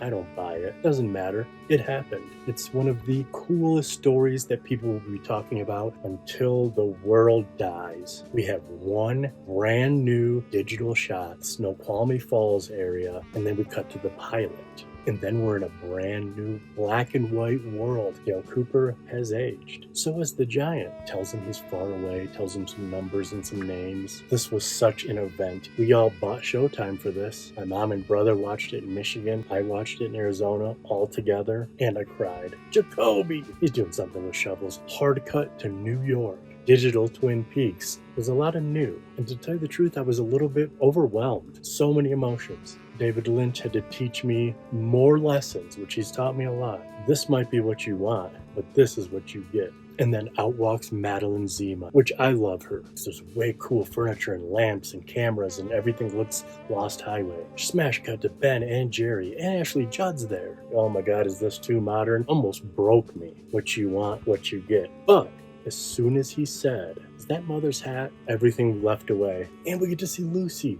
There's 2 Trumans. That's a little seedage. Then we cut to that David Lynch remix of American Woman. Buckle in for New Coop, Mr. C, the house of the best faces ever. Otis and Beulah and the 2 in the shadows. But not just them, Ray and Daria. We're back to the glass box. Security guard's not there. She gets to go in. We get to see through her eyes a billionaire, mysterious, watch the glass box. They make out, it's hot, mysterious figure shows up in the box and then wastes them. Buckhorn, South Dakota. A fat lady and a dog. Hilarious. Comedy. Mulholland Drive. She's got a smell. The maintenance man, his brother, his friend. We get to meet Max Perlich. But then she realizes, I got the key. It was just so well done. There's a dead body. Missing her eye. Big fat hairy body. We get to see Jane Addams. We see the log lady. It's heartbreaking. It's also heart swelling. And she calls Hawk. This something missing has to do with Special Agent Dale Cooper. We're back to Buckhorn with Bill Hastings. That's Matthew Lillard. Phenomenal. His damn fingerprints are all over her house. Plants a lot of seeds. We cut back to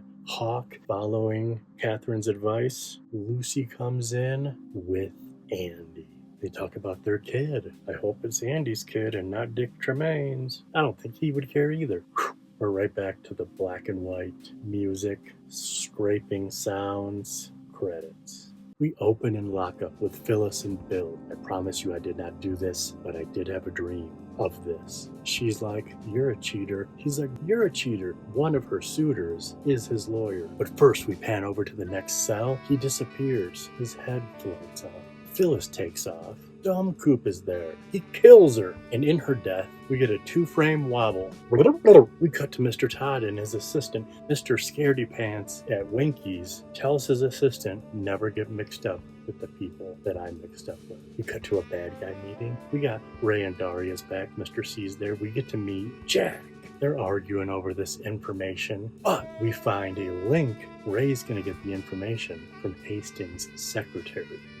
We cut to TwinPeaks, Hawk's walking on the woods, and that brings us into the Black Lodge. Hawk's not there. We are. Is it past or is it future? A one-armed man. Then we see Laura Palmer. I am dead, but I am also alive. And then she takes her face off. She starts to shake, just flies off. If you've seen the reel, her screaming and Lynch shaking his camera. He's so proud of her, he gives her the glad hand. A one-armed man. He introduces us to the best thing, the evolution of the arm. He doesn't sound like this. He sounds like this. Now he's told he's got to come back in before you can go. We cut to Jack. He hides a car. He gets a face massage. And I'm sure that's it. I'm sure he's totally fine. Now we're at Daria. I gotta go. Someone's coming up. Shh. It's evil Dumb Coop. He's like, who are you talking to? She's like, oh, I'm just talking to Jack. And he's like, bitch, I just gave her a face massage. Just kidding. He killed Jack. She's busted lying. He plays her back the conversation. He says Ray's in prison. He tries to get some info out of her. There's a place called the Black Lodge and I'm supposed to go back in it tomorrow. He shows her that card, kills her.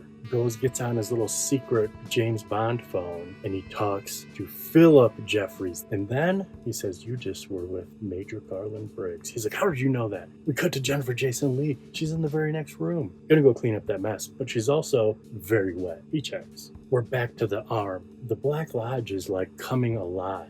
Doors aren't where they're supposed to be. Rooms are expanding. We get to see Leland Palmer. Now the room's getting really pissed. And the arm is really pissed. Non-existent. The freaking floor comes alive, opens, and he falls into space. To New York. To the glass box. Morphs through. Then the glass box turns into like a combination lock. He's processing him. Falls into space again. Coop is shaken. We go into his head. The Palmer's house. Sarah Palmer. She's watching lions, murder, water buffalo. Smash cut. The chromatics at the Roadhouse. And we see Shelley Johnson. And we see James Hurley. Lynch tries to pull a little okey doke on us. Rewriting history. James has always been cool. We open falling through space. Some purple embryonic schmegma, and we are now into a purple water world. He goes inside. There's a kind lady with no eyes. He asks where it's at. She can't talk. Everything is jittery, jump cuts, open shutter. Everything is slightly off. He wants to leave. He's drawn toward these electrical ports, but she keeps warning him. You can't do that. The transformation can be rough, and there is foreboding evil beating on the door the whole time. It's getting pretty intense. He's eyeballing port 15. She's like, come with me. They take a ladder up to the roof, there's an electric bell floating in space. She pulls the lever, flies off into space. He's left alone, rocking, and goes back down. Whatever she did has smoothed everything out. Same environment, different environment. Ronette's there, looking very similar to the other girl with no eyes. This time she has eyes. And it's not Ronette, it's Tom Petty, American Girl. He's a little more calmed down. And like I said, we're not jittery anymore. We're not purple anymore. We are kind of like this. The ports are slightly different. Now this time he's gravitating toward 3. Beating at the door continues. She tells him, when you get there, you'll already be there. Remember yesterday when someone leaves the Black Lodge, there has to be one in, one out? We start cross-cutting to Bad Coop. We also start cross-cutting to this dumbass named Dougie. 3 Kyles. Dougie's with a sexy-ass black chick named Jade. She's cleaning up. His arm's not working. He throws up. Meanwhile, Mr. C is driving down the road, and everything is starting to get weird for him, too. Remember, this is kind of all based around electricity. Both start to see the red curtains. One of them motherfuckers is going back. Poof! Dougie's gone. He's in the Black Lodge. Mr. C successfully pulled off his little okey doke, but he's pretty trashed out. He went to the edge and didn't go back. Flips his card. He's cashed out. We go check in on Dougie, who is in the Black Lodge. Philip Gerard, he senses something's off. He's wearing the ring. Something's right, but something's wrong. You are manufactured. And he shrinks down. The ring falls off. Poof, leaves him with a little golden pearl. One-armed man picks up that ring, so it's not total loss. Now Cooper is in Dougie's place, which confuses Jade. Different outfit, different haircut. She's got to basically do everything for him. In his pocket, he has room key for the Great Northern, room 315. She drops him off at the casino. You need to maybe see a doctor. I think you had a stroke. He goes in there. He's seeing red room signals. It's helping him win a bunch of jackpots. We get to see Albert and Gordon and Tammy. They focus on New York, the 2 killings in the glass box room, and the phone rings. It's Cooper. Brings back some memories. But before that, let's start a bunch of new ones. We open up in the casino. Dougie, he's winning tons of jackpots. He's hooking up the lady with tons of jackpots. We meet David Dasmalchian, Even Suppley, and Brett Gelman. Besides Brett Gelman's last line, they all do a good job. Ethan has to do one of the most insane exposition dumps because Dougie has now started to get better at parroting, so his vocabulary's getting better. And if it wasn't for the weirdest exposition dump of all time, he would have never made it home. And when he finally gets home, out busts Naomi Watts. Man, she comes out like a firecracker, and he has got a bunch of money. He's been gone for 3 days, and he comes back with a power suit and a power haircut. Denise is now Gordon Cole's boss. Role reversal. Fix your hearts or die. I love it. We cut to Lucy in 2 perfect Lucyisms. One, she can't figure out what goes on when she's not there concerning the heat. But then we get an amazing Robert Forrester intro. Knocks her flat down. Lucy cannot figure out how cell phones work. Forrester bounces for the second of the best intros. The camera, which was already moving, double speeds up to Bobby Briggs turning around. What a character arc.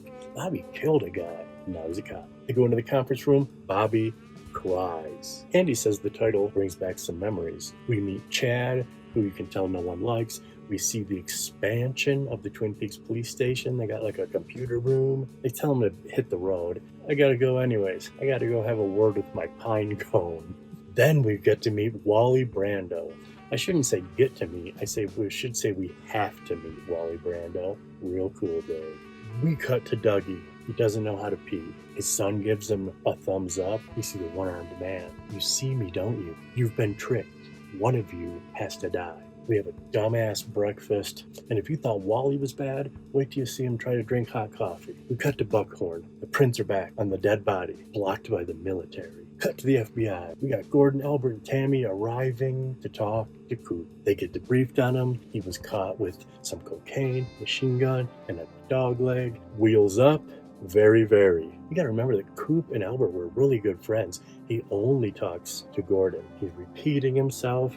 I was with Philip Jeffries. I need to be debriefed. They bounce to outside for a very blue scene. Tammy's wearing a wire, so she has to bounce. As she leaves, not Gordon, but Albert and David both admire her butt. Albert out loud. Gordon, not so much. David's camera sure as hell does. You want to know what I think about that? No kink shaming. And if you think that's bad to say that, or that camera dip, you need to fix your hearts or die. They mentioned the Blue Rose.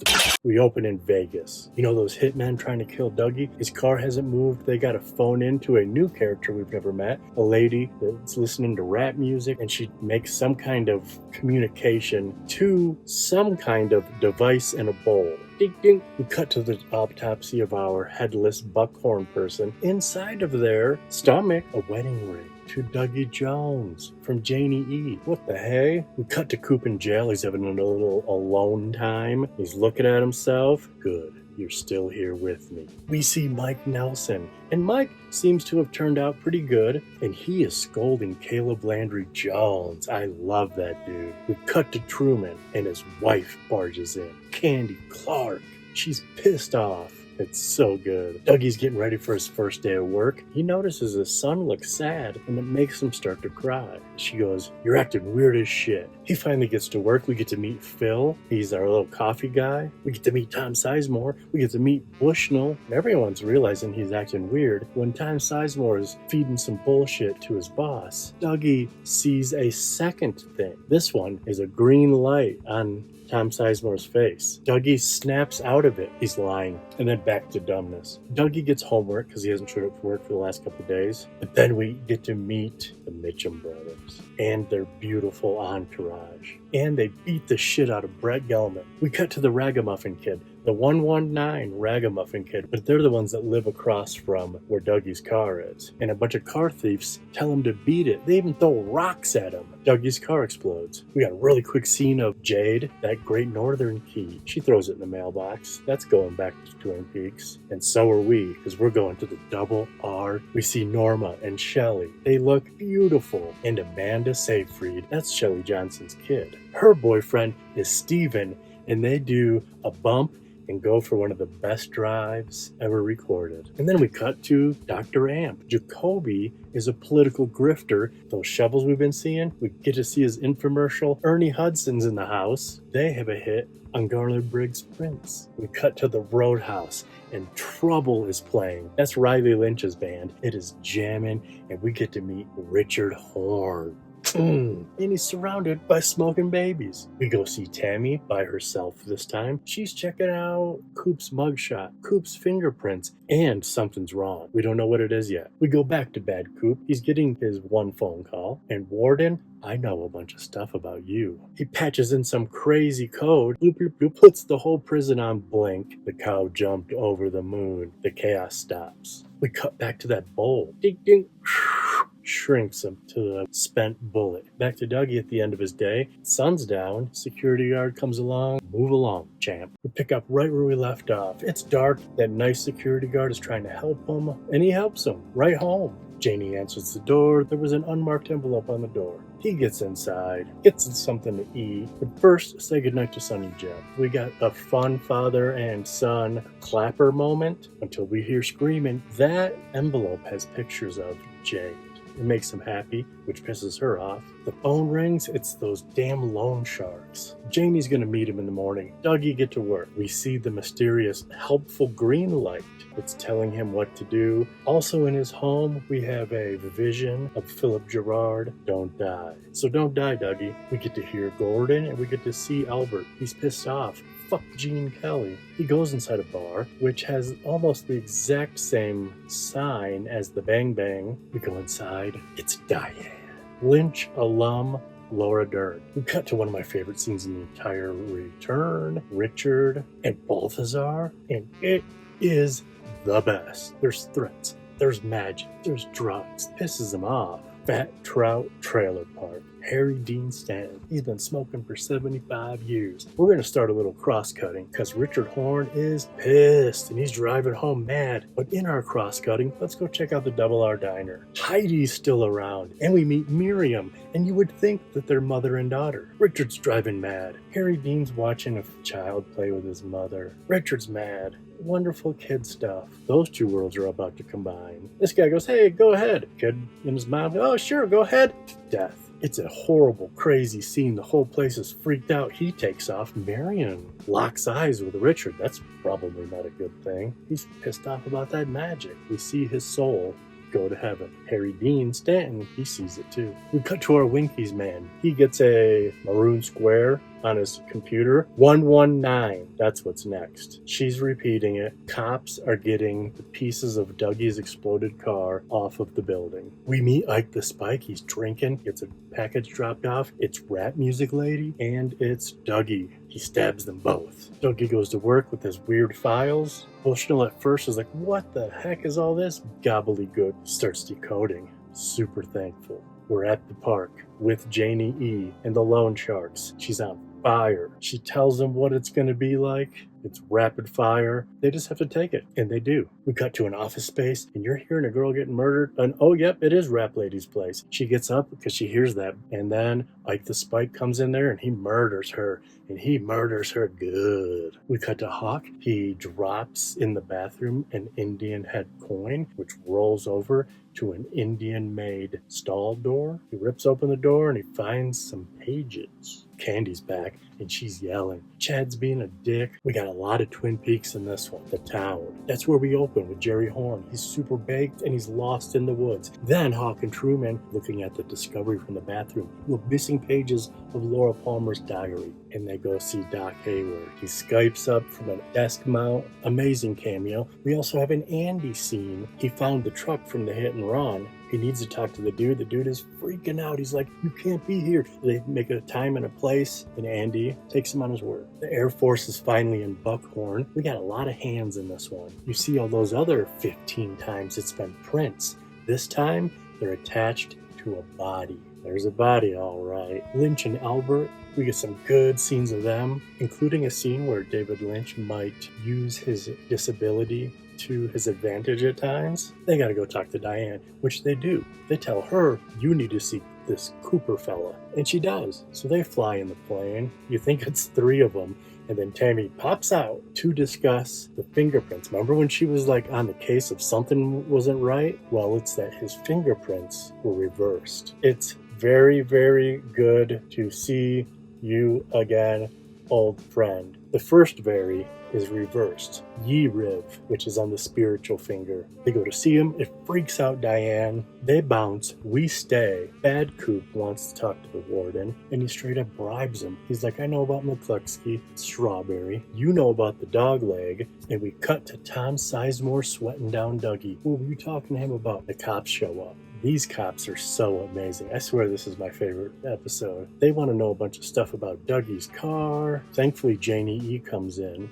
Janie breaks the cops, just like she did to the loan sharks. They leave, and we get probably my favorite scene in the entire return. Like the Spike tries to take down old Dougie. He snaps out for like a good 20 seconds, and he beats down like the Spike, and the evolution of the arm shows up. Squeeze his hand off. Squeeze his hand off. Squeeze his hand off. It's so good. I hate Dougie. I love seeing him snap out of Dougie. We go back to Twin Peaks. Andy, it's 4:30. He's supposed to meet that fella. He's a no-show. So we go to the Great Northern, and there's a sound. There's a tone. Ashley Judd, Benjamin Horner trying to figure out what it is. And I think she wants to get a little frisky. And we find out she has a sick husband. And then we have 2 minutes and 20 seconds of sweeping the floor. My mom and my brother said, I bet you Jace loves that. I would have made it longer.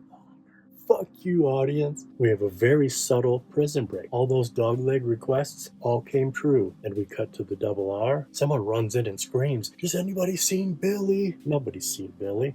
But we see the end credits. Got a light. Infamous. Regular people love this. 3 tracking devices are on their getaway car, but they pull over to take a piss. Ray shoots him dead. Almost. Bunch of woodsmen come out of nowhere. Great sound design.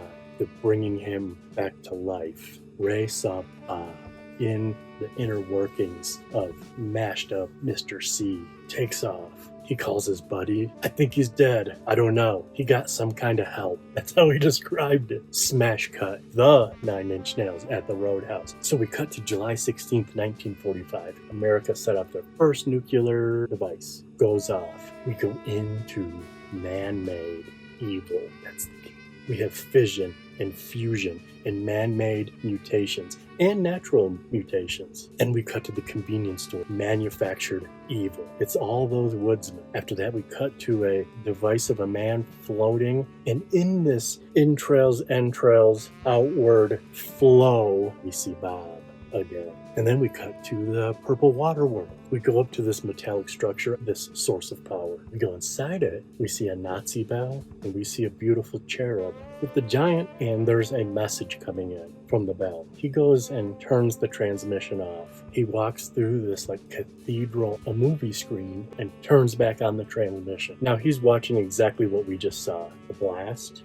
He sees Bob. He pauses it. See, we are somewhere in the heavens, somewhere in the galaxy, monitoring and combating evil. You might even call it the White Lodge. So he knows what he has to do. He levitates up through the sky, and a galaxy opens up from inside of him. Our cherub enters, and this little orb, seedling of love to the cherub. We see the face of love, Laura Palmer. And she sends it up, all these inner workings of the galactic heavens. It's ready for its journey, goes down to our planet. They must be far. 11 years is a long time for processing and transport. Now we have a little seedling egg that hatches. We cut to some brand new teenagers. They're walking home. She goes inside for the night. Now you know how that little seedling of love just fell down, hatched, and took off? This is why we can't have nice things. A woodsman floats down to the desert to ruin all our shit. Got a light? Now he's walking by a radio station. He starts using power and energy to just mush people up. This is the well. Now he's just repeating this over and over. All the people drop in like flies. He's got some kind of hypnotic something or other. And even our little girl, she just kind of lays down. That little guy, it hops up in her window, her mouth opens, and that little guy goes in her mouth. Got a light? We opened with Mr. C walking down the road, bloody and beaten. Then we cut to the sky, the FBI. They're flying above one of the Dakotas. What do you know? They get a call from the other Dakota. You got to see this headless Briggs fella. Back to the ground. Cooper has walked up to the farm. They clean up Mr. C, they get him 2 phones. He gives them instructions. Go kill the warden, and then I got 2 for you in Vegas. On one of the phones, he texts. Around the dinner table, the conversation is lively. He takes a truck and leaves. Back to the sky. Diane's bummed. She just wants to go home. Another call comes in from the warden. Coop has flown the coop. We get to go back to our 3 goofy cops in Vegas. They're talking to Bushnell, Janie E., Dougie. They find out that Dougie has no presence before 97, so they come up with a plan to get his prints and his DNA. The stats are back on the chunk of hand. It was Ike the Spike. They're going to arrest him. He's done for. In Twin Peaks, Andy and Lucy are arguing over red chair or beige chair. Then we cut to Betty Briggs. Her son, Hawk, and Truman all stop by to talk to her, and she goes, I know why you're here. My husband told me you'd be stopping by to talk about Agent Cooper. All 3 of you. We do cut to Jerry Horn real fast for the I am not your foot. Love it. Cut to a special needs guy running through the house, smashes his head in the wall. There's some blood. You do hear someone yell, Johnny. Could that be Johnny Horn? Okay, so Betty Briggs goes over to a chair and says, this is the chair. A secret compartment comes out and she gives them a little hum tube. So our FBI has already touched down and seen Headless Briggs. Remember that message about the dinner table sent from Coop while waiting at the morgue? Diane gets that text message. They go out for one of the best smoke breaks ever. All done in a oneer. Her nervousness is phenomenal. David Lynch's one puff of a cigarette. They go to the sheriff's station. They got to figure out the hum tube. Bobby says, oh, I know how to open this. Smack it on the ground, and then at a certain time, smack it again. It pops open. It's got little baby instructions from Major Briggs. 2 dates, which are coming up in like a day, and they got to go to Jack Rabbit Palace. Back to Hastings. Tammy sweats him down. So he has a blog in search of the zone, and then tells a crazy story, finding this different dimension. They go to it, and they meet the Major. He tells them he's been hibernating. He is worried people are going to find him. They get him some coordinates. When they go back to give these to him, a bunch of people are there. They give him the numbers. He starts to float. He says, Cooper, Cooper. Head disappears. All this shit's happening. His mistress is dead, and then he wakes up in his home and thought it was all a dream. And we close at the Roadhouse with 2 total barefoot chicks. One's got a rash on her armpit. They're both gnarly. Laura is the one. We're halfway done. This is 18. We're on the back 9. And we got a lot of fighting. We got Miriam versus Richard. We got Becky versus Steven. We got Candy versus a fly. Richard is whipping on Miriam. He finds out that she wrote a letter to Truman. He's got to intercept that. He calls Chad.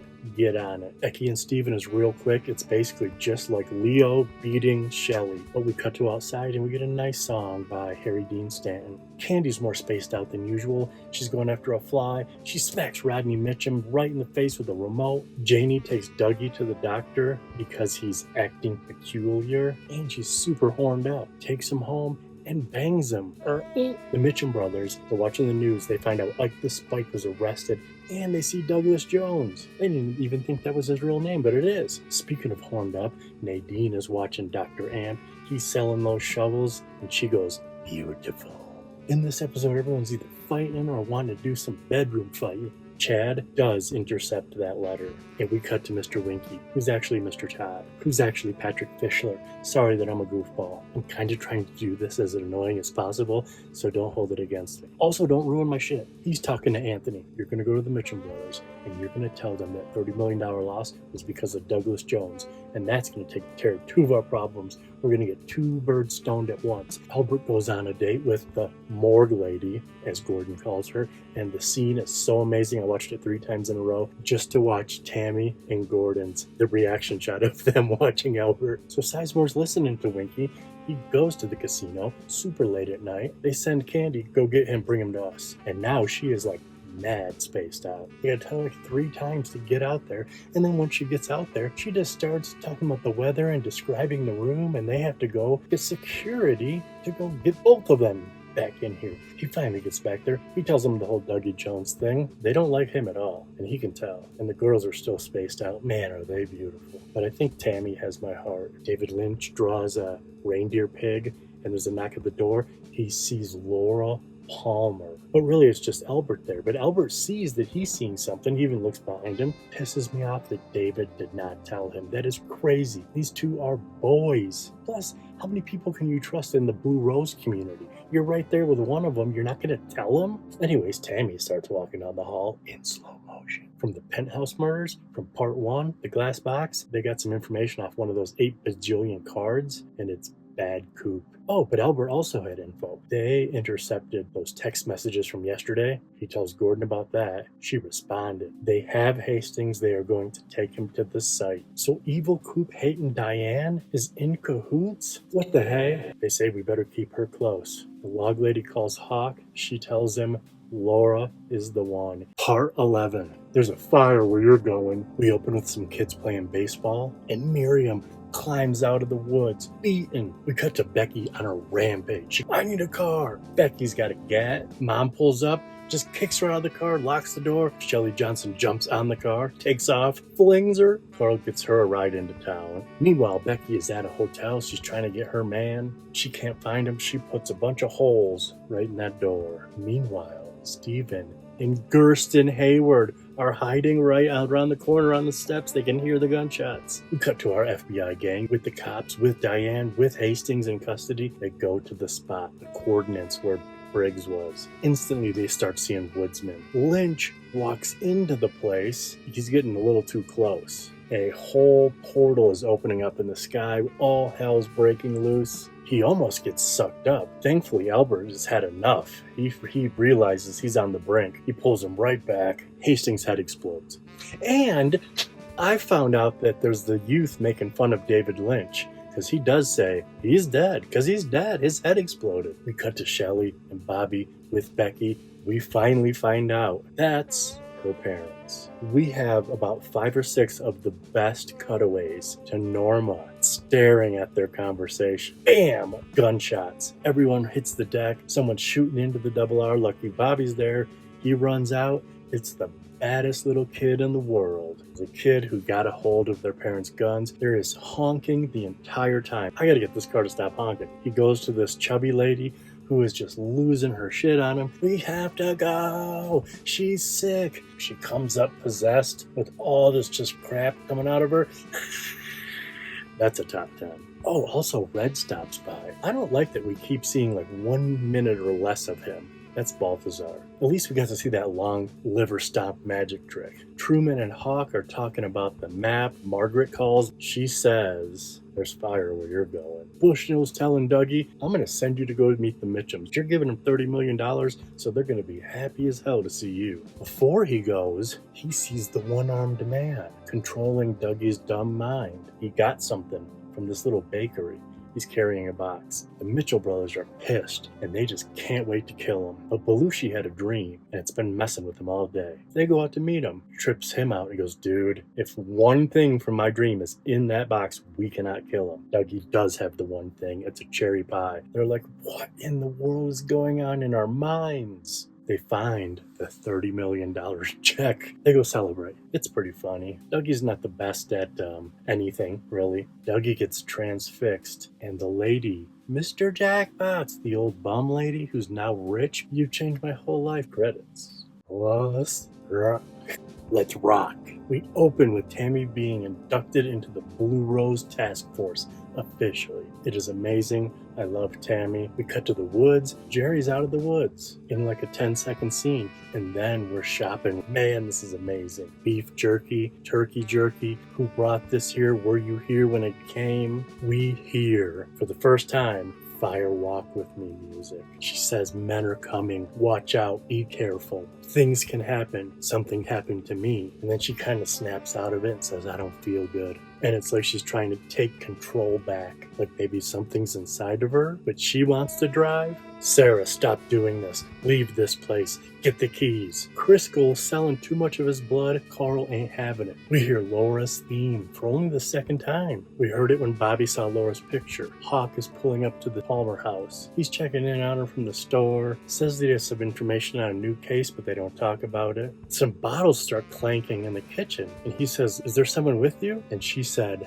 no, that's just something in the kitchen. It's just something in the kitchen. Just like Jerry walking out of the woods, we have a one quick scene, Dougie trying to play baseball. One quick scene, Miriam laying in her bed. New Truman goes to the Great Northern to speak to Ben. He has to tell him your grandson is the one that ran over that kid and killed him. Also, witness, he tried to kill her. She's in the hospital. Well, before the key, he says we've always had problems with Richard ever since he was born. It just gets worse and worse. We don't even know who the father is. Which made me think, as soon as he said we don't know who the dad is, I thought to myself, did Coop go hump Audrey in her coma? That's why they don't know the dad, and that's why he's a demon seed? Because it's evil Coop seed? In the hotel, Gordon's telling war stories to a beautiful French lady. Albert comes in, says he needs to talk to him. Albert's stone. Gordon's water. Albert's not having it. He's got info. They've intercepted more correspondence from Diane. Evil Coop asked her Las Vegas, and she said they haven't asked yet. And they wonder, what haven't we asked yet? We cut to Audrey Horne for the first time. And her husband, Charlie, played by Clark Middleton. God, I love him so much. She wants to go find Billy. He's sleepy and has lots of paperwork. Is this Billy from the other episode at the Double R when someone came in and yelled, has anybody seen Billy? She says, I fucked Billy. I dream of Billy. Okay, fine, even though I'm sleepy, let's go. But hold on, Tina. You said Tina saw him last? Why don't I call Tina? He calls Tina. He gets a bunch of info and he stonewalls her shit. He doesn't tell her anything. And they mention a bunch of people I have no idea who is. And then we mirror this in the final scene at the Roadhouse. And we have a bunch of people I don't know talking about a bunch of people that I don't know who they are. No idea until Scott Coffey busts through the door. We open with a fun parade. It is so good. Dougie and the Mitchum brothers are partying. Anthony sees the fun parade. Flips out. He's supposed to be turning the Mitchum brothers against Dougie. He calls Mr. Todd to tell him the bad news. He says, you gotta kill him one day now. Dougie's been on his fun bender for over 24 hours. They're trying to deliver a gym set for Sonny Jim. She comes out, notices she has a gift-wrapped brand new convertible and a gym set. We go to West Montana, bad guy compound. Coop is pulling up. They got a super high-tech security system where they can watch him on like basically a movie screen. Ray's there. Derek Doc Mears is there. He's like, that's the guy I killed. And he's like, you didn't kill him good enough. They want to challenge him to an arm wrestling match. It's so dumb and so juvenile. But Mr. C literally says to all of them, what is this, kindergarten? Lynch is kind of telegraphing to us what we're thinking. So they come in and they arm wrestle. It is long, but eventually he smashes him down. He smashes his face to death. It's a bunch of street toughs and an accountant. We see that Richard Horn is in the background. So now Mr. C's the boss. He only wants Ray. He shoots him in the leg. Okay, Philip Jeffries paid me to kill you. And then I'm supposed to put on this ring. Pulls that out of his pocket. Coop makes him put it on. Then he's got the coordinates, gives him the location. Mr. C kills him. The ring disappears. And then he is in the Black Lodge. Buy the ticket, take the ride. We got the funny cops. They find the prince back on Dougie, who's a missing FBI agent. They're all laughing. Anthony interrupts. Where's Detective Clark? They're like, outside having a dango. He goes out there, tries to buy some poison from him. So it's the next morning. He got that poison. He's going to poison Dougie. He comes in, drugs his coffee. It flips him out. He cracks. Oh my God, Dougie, I'm so sorry. I was going to kill you. They go upstairs to see Bushnell. He spills his beans about everything. Bushnell's like, I was going to send you to prison. He says, I cannot sleep. I'm a wreck. I either want to change or die. We cut to the double R and we find out that they're franchised. There's 5 locations. We meet Big Ed and he's sitting with Norma. Will they, won't they? Nope. She's got a boyfriend. Sarah Palmer is watching a boxing match, pounding drinks, watching violence, looping. Charlie and Audrey. Audrey declares, I'm not sure who I am, but I'm not me. He goes, that's just existential 101. She doesn't want to hear that. And he says the craziest line of everything we've heard so far. Are you going to stop playing games? Or am I going to have to end your story too? Stick that in your craw and think about that for a little bit, audience. We cut to the Roadhouse, because of course we do. We got James Hurley singing Just You. We cut to Big Ed alone, eating noodles. We are like the dreamer. Gordon Cole, he's calling Lucy. He gets to talk to Truman. It's not even the Truman he was expecting. But he tells him, we found Laura Palmer's diary, and there's some talk of 2 Coopers. Thank you. Albert is bringing Tammy up to speed on the Blue Rose. They bust in a hotel room. Lois Duffy is killing a lady. Lois Duffy. There's 2 Lois Duffys. As one of them's dying, she says, I am like the Blue Rose. She dies, she disappears in front of their eyes. Now this is crazy, but they both saw it, and so they started the Blue Rose Task Force. Diane enters the room. Last night you saw Cooper. Did he mention Briggs? She doesn't want to talk about it, but she says, fine, yes, he did bring up Briggs. Well, remember how he died in that fire? Well, he just also died the other day. And luckily they bring this up. He had a wedding ring in his stomach, and it said, I love you, Dougie, from your wife, Janie E. Diane has a sister in Vegas named Janie, but they call her Janie E. And her husband is named Douglas, but they call him Dougie. Now that's pretty crazy, but Lynch is like, fuck that. Let me tell you about my dream about Monica Bellucci. We are like the dreamer who dreams, then lives inside the dream. But who is the dreamer? So he's telling everyone about this Monica dream, and that makes him think of some Fire Walk With Me footage. In Twin Peaks, we arrest Chad, and we got 4 silver foxes going on a hike in the woods. It's those 2 special days with the special time, so off to Jack Rabbit Palace they go. It's 2:53, the frickin' sky opens up, another funnel, and there's a naked, the one that turned off the bell and fell into space. Well, her fall is complete. Through the portal, into the woods, Andy disappears. He's up in the black and white world from part 1. And he's with the giant, who now he's the fireman. Andy receives Steam message, which goes up to a portal, a lot of information. Steam message comes down, back on Earth. Andy appears. He's got the woman. She's important. We must protect her. We have to lock her up, and they do. And Chad's there. And a bloody drunk bum who's pretty much Waldo the Minor Bird, repeating anything anyone says. Shut the fuck up. Shut the fuck up. James and Freddie. They're security guards. Freddie's his homie that wears the green glove, and he tells him a pretty wild story. Saw a vortex in the sky. Got sucked up into it. That's right. the fireman. He tells him to go buy this glove from this store. He listens, go get a plane ticket to Twin Peaks. We go to the Elks Club. Sarah's trying to have some drinks. There's some dude. She's like, oh, you want to be crazy? She takes off her face and just evaporates his neck. He falls down totally dead. We end at the Roadhouse, and they're talking about Billy. We've heard of Billy. And she's like, my mom was banging Billy. What was your mom's name again? Tina. What? There's some fear in letting go. Nadine's walking down the road. She walks right up to Big Ed. I'm sorry for keeping you from Norma. I let you go. He's like, what? We cut to the Double R Diner. Big Ed is coming through those doors. He's so excited. And Walter's coming through the door. That stupid piece of shit. I fucking hate Walter more than James's mom. Big Ed just gets sidelined. Norma tells him, I don't want the franchise anymore. I keep the Twin Peaks location. Big Ed is just willing into existence. He stands up, he kisses her, and asks her to marry him. Mr. C is going to the convenience store. They walk up the stairway to nothing. I want to talk to Philip Jeffries. Pull some electricity. They go inside Laura Palmer's photograph. They're in the woods. A lot of transformation. We're not in a time nor place. We're Black Lodge adjacent. Some hottie comes up. A little dirt, but that never hurt. She's got the key. She lets him in. She speaks backwards to him. Like I said, we're Black Lodge adjacent. David Bowie, half Nazi belt, half teapot. They talk about talking. They talk about Judy. He smoke steams out. Phone number for him. Doesn't kill him either. He's back by his car, which takes a little bit, but it eventually cloaks itself and is gone. But Richard Horn's there. Coop beats him up,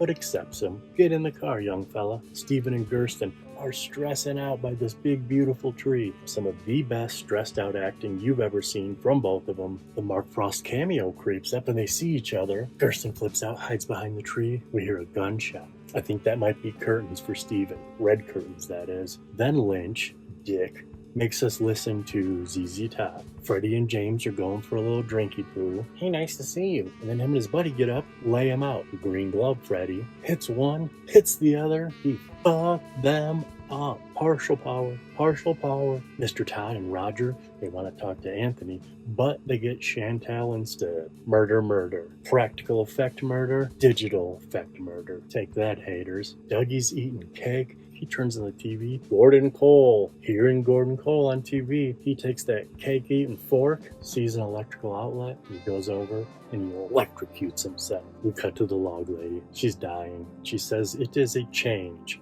not an end. He says, good night, Margaret. And then he says out loud, goodbye, Margaret. Charlie and Audrey, they still haven't left their house. And remember last time we saw them? She was like, I don't feel like me. Now she's like, who are you? Ruby is sitting alone in a booth. Two street toughs walk up to her. She's like, I'm waiting for my friends. They pick up Ruby and just place her on the ground. Now Ruby is Charlene Yee. She is amazing. She is an odd duck. This is nothing for her. She just starts crawling through the crowd until credits. Richard Horn and Coop are driving in silence. Mr. C tells Richard, go up on that rock. And he gets up there and explodes. Goodbye, my son.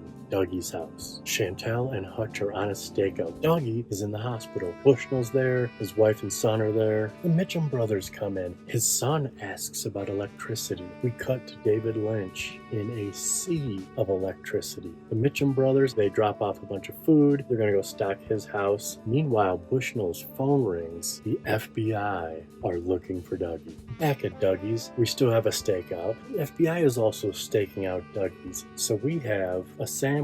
And what happens? The Mitchell brothers pull right in the middle. And it's a circus. And a Russian, I think a Russian, drives up, doesn't like how close they're parked to his driveway. And he asks them to move. And they say, politely, fuck you. I move car. Chantal gets pissed off and shoots him. FBI, their ears perk up. Oh boy, goes to his trunk of his car and pulls out like the sweetest fully automatic. It's a whole gunfight. Jennifer Jason Leigh gets clipped. Just get the hell out of here. And they take off. He's got another clip. It's like the most action film shit ever. They're both dead. FBI is still watching. The Mitchum brothers are watching. Bushnell hears a hum out into the hallway. Dougie wakes up. Gets a vision of the one-armed man. He gives him the owl ring. Cooper is filled with all this knowledge that he didn't have the last time we saw him. Do you have the seed? Here's some DNA. I need you to make another one. His family comes in. They're like, whoa, you're awake. Everyone's got a job. You do this. You get the car. You get my suit. Give me that sandwich. Sonny Jim goes, man, Dad sure is talking a lot. He calls the Mitchum brothers. Gas up the jet. All that's left is Bushnell. The FBI are looking for you. I am the FBI. The crowd goes wild. Diane at the bar opens her phone and sees all. Oh, Coop, I remember. I hope this works. Gives some coordinates. She's going up to see the FBI. She wants to tell them about the last time she saw Cooper. She starts going, I'm in the sheriff's station. I'm not me. I'm not me. What? You see Albert reach for his gun. So's Diane. She pulls her gun out. Tammy and Albert smoke her at the same time. She flew away. Tammy goes, Tulpa, I call it. Someone manufactured you. She's like, no shit. Jet's fueled up. Everyone's good to go. He has to say goodbye to his wife and child. Dougie will be back. I will be back. You're not Dougie? Which flips out Sonny Jim. You're my dad. Yes, I'm your dad. Yes, I'm Dougie. I've got to go. And what do you know? Charlie and Audrey walk through the door. They walk right up to the bar. Dance floor clears. And now Audrey's dance. So she gets up to dance until a man screams. She runs over to Charlie and goes, get me out of here. And then she's really out of there. She's in a whole new room, all white, looking in a mirror. What? It's her last line. What? Gordon couldn't kill Diane. Albert says you've gone soft. Not where it counts, buddy. Take that, haters. Or even take that, lovers. You should see Tammy's face. He tells him about Briggs being onto a negative evil entity, Jaude, translated to Judy. Coop said if I disappear, do anything you can to find me. FBI calls. Bushnell's there. Dougie says, I'm going to Sheriff Truman's. Dougie is Cooper? They flip out and do an FBI Google search on everything Dougie's been up to. Mr. C is at the second coordinates.